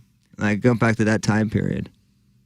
Even though that's fake, but still, like, they were so dead set on lineages, and I find that fascinating in that show, so I can see why people care about a family. Did I tell you on that vacation I was at, one of the stops we made was a place where they filmed a lot of Game of Thrones. Oh, is that right? Yeah. Really? Westeros? Turkey? Nurse? No, it was Westeros. It's in Greece, I think. It's in Greece. Was it cool? I mean, Yeah, well, it looked like old stone buildings to me. But yeah, the people that were Game of Thrones fans were going nuts over it, taking their picture every which way. You've never seen the program, right? Not for any length of time, no. Tried to get into it. He couldn't get into it. I understand. Was it the Red Keep? Was that what now? Was it the Red Keep? I don't know what that is. What the hell does that mean? That was a building in Game of Thrones. Oh, I don't know. I just don't. I tell you what, I saw the new season of House of Dragon going to be Flame City, so I'm excited about that. I rewatched House of Dragons. Iggy, it's better with the rewatch. You rewatched it? I did, and it's amazing, and I'm excited for season 2. Don't say Flame City. I do kind of like that Flame City. I like that a lot now. It goes with the House of the Dragons. Okay. All right. Well, how are they going to get rid of the problem with the lawn outside the I'm sure they mowed over castle? Well, there's not going to be grass. It wasn't just lawn. It's like there's dirt in the shape of a weed. Yeah, they skinned it. Yeah. Well, it may have been salt. I'll just put sod up there. They may have salted sod it down? like that, too. 'Cause Oh. the brown made it look, maybe it's not cut, maybe it's actually... The brine or the brown? I think in English terms it is the brine. Right. He's right about that. Will you guys watch any of that coronation? You the least bit interested in that? No, sir. Not him, no. Close. Who are you going to be watching? Because by saying not him, it makes it sound like you're going to be watching something. No, I don't know what I'll be watching. I've been rewatching Sopranos. How's it treating you? Oh. I hadn't seen it in a while. You know, if you haven't seen a show for like 4 or 5 years and you know it's a great show, you kind of run out of things to watch. Yeah, I'm going to watch The Sopranos. Sure. I think I rewatched... It'll only take you 3 years to get through all that again. No, I'm in season 5. I think there's only 8 seasons. I think Pyomai just died. But there's like 20 episodes a season. 6 seasons. You went through that. Sopranos quick. has 6? I thought there was 8. No, 6. The 6 seasons, a 2-part, really long Yeah, season. he'll be done today. I'm almost done, yeah. You can knock that out. EDF's got a raffle I want to tell you about. They're the sponsor of our text inbox. Okay. This is going on at the Dotem. We just saw Casey and Remy are going to be in the beverage cart. And amazingly now, Doug, we went over like 320 viewers when she popped in live, and now it's down to 256. Oh. I think Lauren still holds the record. I think she made it. What did we get to? I think we made it over 1,000. It was in like the high 900s. Yeah, I think it was 1,000 I on made like the 1,000. replay. What does it say about I thought I made us? a That we're so ghastly looking that people Ghastly. turn away when we come on? No, it's just there's a girl on, so. It doesn't say a lot about us. It does reveal a lot about the listener, though. Well, then shouldn't we always have a girl here? Just not a bad idea. Stone-faced girl in the You corner? know, I didn't look when Liv was in. Yeah, I wonder. Oh, Jackson, that did you had look to at have that? been high. I was out of town. That's right. Yeah, you were in that cabin. Doug, you were in the Mediterranean. Yeah. I guess nobody saw it. Hell, I don't know. Can the audience see the number, or is that just us if we have the Yeah, admin? I think they can. 254 watching right now. Should say it in like the top right corner, like Yeah, they how don't many have, people like- are also watching. Yeah, they don't have like the reoccurring views or anything like that in terms of stats, but I think they do have the views. Picked up another 100 since Rutt came in. Dude, Rutt's awesome. And by the way, we may not have email today music. He's not even showing cleavage. I'll do it like with my mouth. Okay. Oh, dude, have it. You could? What? All right. Dinner for 4 at Olive and Oak with wine pairings, 4 field box tickets to a Cardinal game, and $250 gift card. That is the prize, and all the proceeds are going to Birdies for Poor. It's courtesy of the EDF Group. They're also putting together the dinner for Lisa Ann and the winning couple for the Lisa Ann dating game.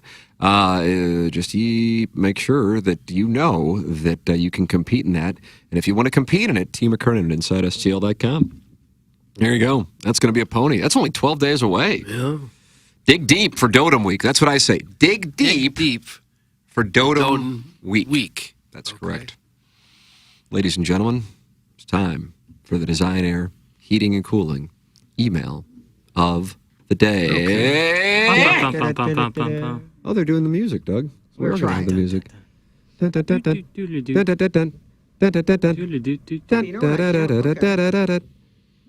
play it off the PC pop? Hawk? Oh, actually, I think I got an idea. Ferris Bueller. I think I have an idea. What are you doing over there? Run a little slower than what I... Oh, There it is. perfect. Time Kill Music! Yeah, that's good email today music.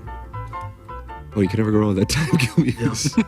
What do you think this was played, Doug? A speakeasy? I don't know. I feel like I'm shopping for furniture somewhere. When It's like silent movie score. I don't know where they got it. They played it when we had a guest on. They weren't ready, so they played the Time Kill music. Yeah. We're giving away Cardinal tickets for tomorrow's game with the Tigers Helsley bobblehead day at the ballpark. I hate to start off an email with Iggy lies, but Iggy lies. He sends in the same email every day. According to my Hotmail history search, I have never, I repeat, never emailed in about having sex with my mom's neighbor, Mr. Norman. I've emailed in bragging about banging a lot of my cul-de-sac neighbors, but never my mom's neighbor, Mr. Norman. I hadn't seen the man in over 30 years. So to quote that great Creve Coeur photographer Mike Lee, Ken Strode, suck duck fat. Oh. And yes, I did talk again about how amazing Tim is. But if a person disagrees with that, well, then that person has a problem with reality. As a matter of fact, today's show, he was o'er the top good. And this email has nothing to do with probiotic gummies and gut health. It's about toenail fungus. Don't even get me started. I mean, what's the cure? Apple cider vinegar, Vicks Vapor Rub, hydrogen peroxide, tea tree oil, coconut oil. Too many so-called cures to mention. But I digress because I like positivity, and I am positive I have a man erection. Yesterday, when Doug voted for my email, I was immediately swollen like a tick full of newly acquired blood. Oh! That's interesting because this is apparently from a lady. It isn't. Faye Sitter? Faye Santerre. I think that's French. You can see it in my eyes. I can feel it in your touch. You don't have to say a thing. Just let me show you how much. I love you.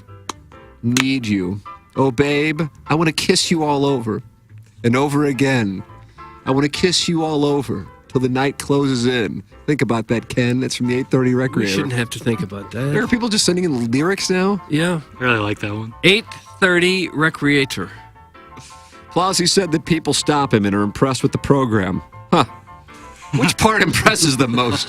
That part at the very beginning where that one pesky button that actually gets the program out onto the air wasn't pressed, so the first 3 minutes of the show was only being broadcast to the 4 people in the room? Or is it the part where one of the hosts pours a giant cup of hot coffee directly onto thousands of dollars worth of equipment just a few short minutes into the show's tenure at the station that probably only took the show and is part of the Make-A-Wish program? Or is it because the princess of promotions has to coerce the hosts of an HD1 show from down the hall to come get harassed for an afternoon by Herculaneums and Fort Zumwaltz while they say you can die from pizza-induced asphyxiation? Color me impressed. Yo, Pop Pop, you want to come over here? Doug, that's from Yo Pop Pop, Blueberry Pop Pop. Yo Pop Pop, Blueberry Pop Pop. Ours is the type of presentation where bi-curious listeners feel free to pop in at any time and field offers of hot man-on-man activity from other listeners while live on the air. Last night, I was looking for the film where Heath Ledger played Marilyn Monroe, but I couldn't find it, so I watched Dawson's Creek instead. Dawson's dad was getting cucked like the Dickens. I'm not for sure if it qualified as a mature cucking, but I don't think they were at the Gatesworth.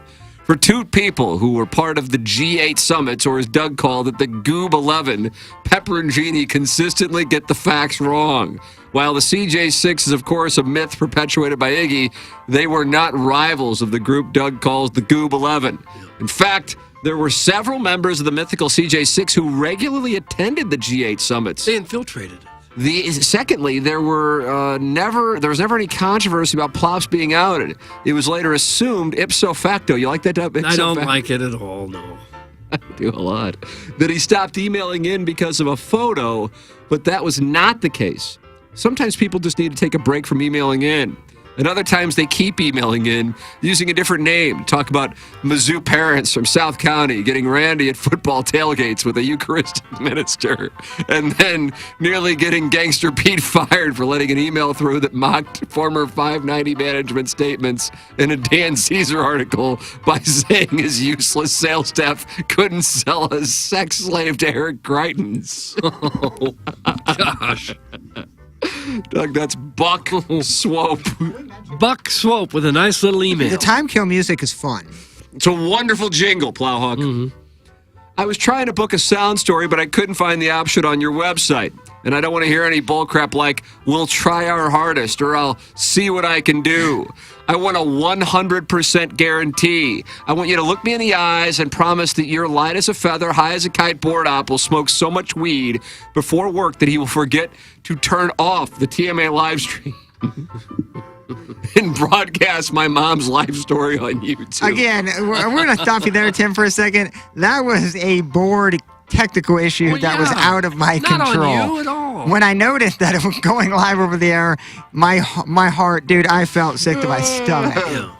There's no better way to say Happy Mother's Day than to share a very private sound story interview in a very public forum with a bunch of horny diabetics. Well, going out over the hallway, too. So it's like, oh, God. Please put me in touch with that cashier from Sugar Fire Barbecue you recently hired as TMA's 4th producer so I can get this all straightened out. Oh, by the way, I noticed that the full dais has actually been at work together for 2 days in a row. That's nice. But isn't it about time for one of you guys to levy a self-imposed ban and skip work for the foreseeable future? You're due for another revolving door of Hubbard DJs or some random listeners who need to fulfill some sort of community service to hold down the fort while your regular cast members jet off to Florida, Tennessee, or Europe. Or just break down. Mentally.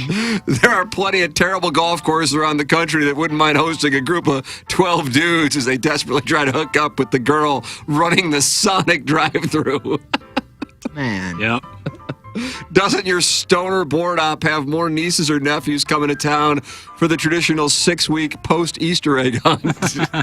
Hell, I'm available. My nephew, dog. I'm available to fill in on Monday and Tuesday next week if something comes up. You don't even have to invite me. I'll just let myself in like KG and O-Town does. That's from the sneaky janitor who messes with the audio levels after you leave. Sneaky janitor. None of that was even very accurate. Finally, the location, St. Louis, Missouri. The date, May 6th, 2023. The occasion, Cinco de Mayo. Close your eyes and tell me what you see. Is it a culturally diverse community responsibly celebrating the Mexican Army's victory over the French by learning about Mexico's rich history? Maybe a vibrant and bustling town square filled with young, successful families running their weekend errands. Now, open your eyes. Does it shock you to see two pathetics treating an HD2 podcast as their gay hookup site to plan a steamy meetup at the Pasadena Hills Fountain in North City for an open mouth kiss?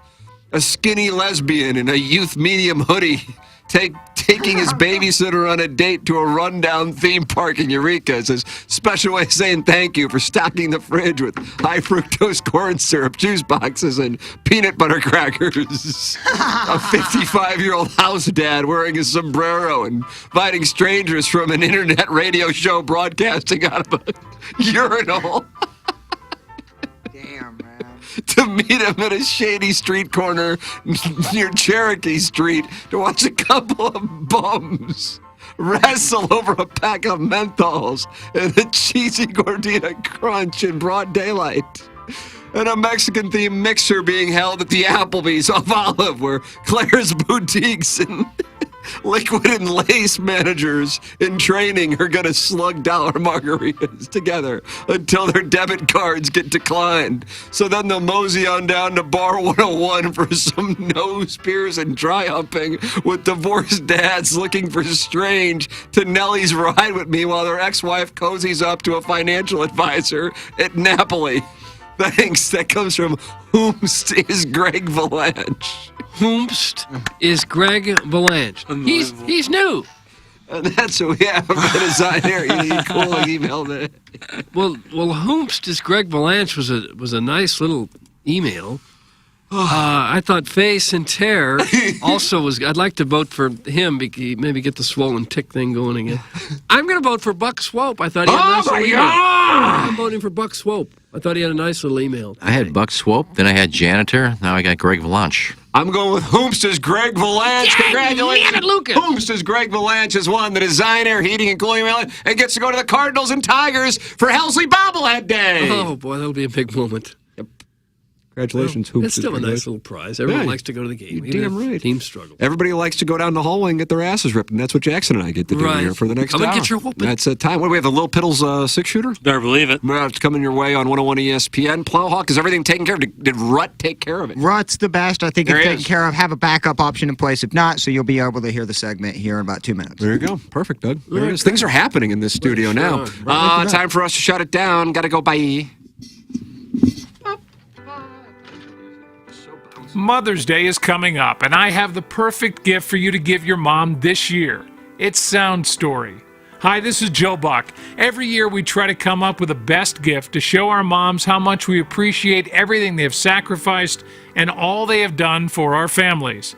With Sound Story, you can give a gift that mom will love and the whole family will love as well. Sound Story is an hour-long interview hosted by your choice of Tim McKernan, Doug Vaughn, or Jackson Burkett at the Hubbard Studios in Creve Coeur, and it couldn't be easier to purchase. Just go to mysoundstory.com, click on gift certificates, and present your mom with a gift on Mother's Day that she will treasure. And right now, all you have to do is enter promo code TMA to save 15% on your Mother's Day Sound Story gift card.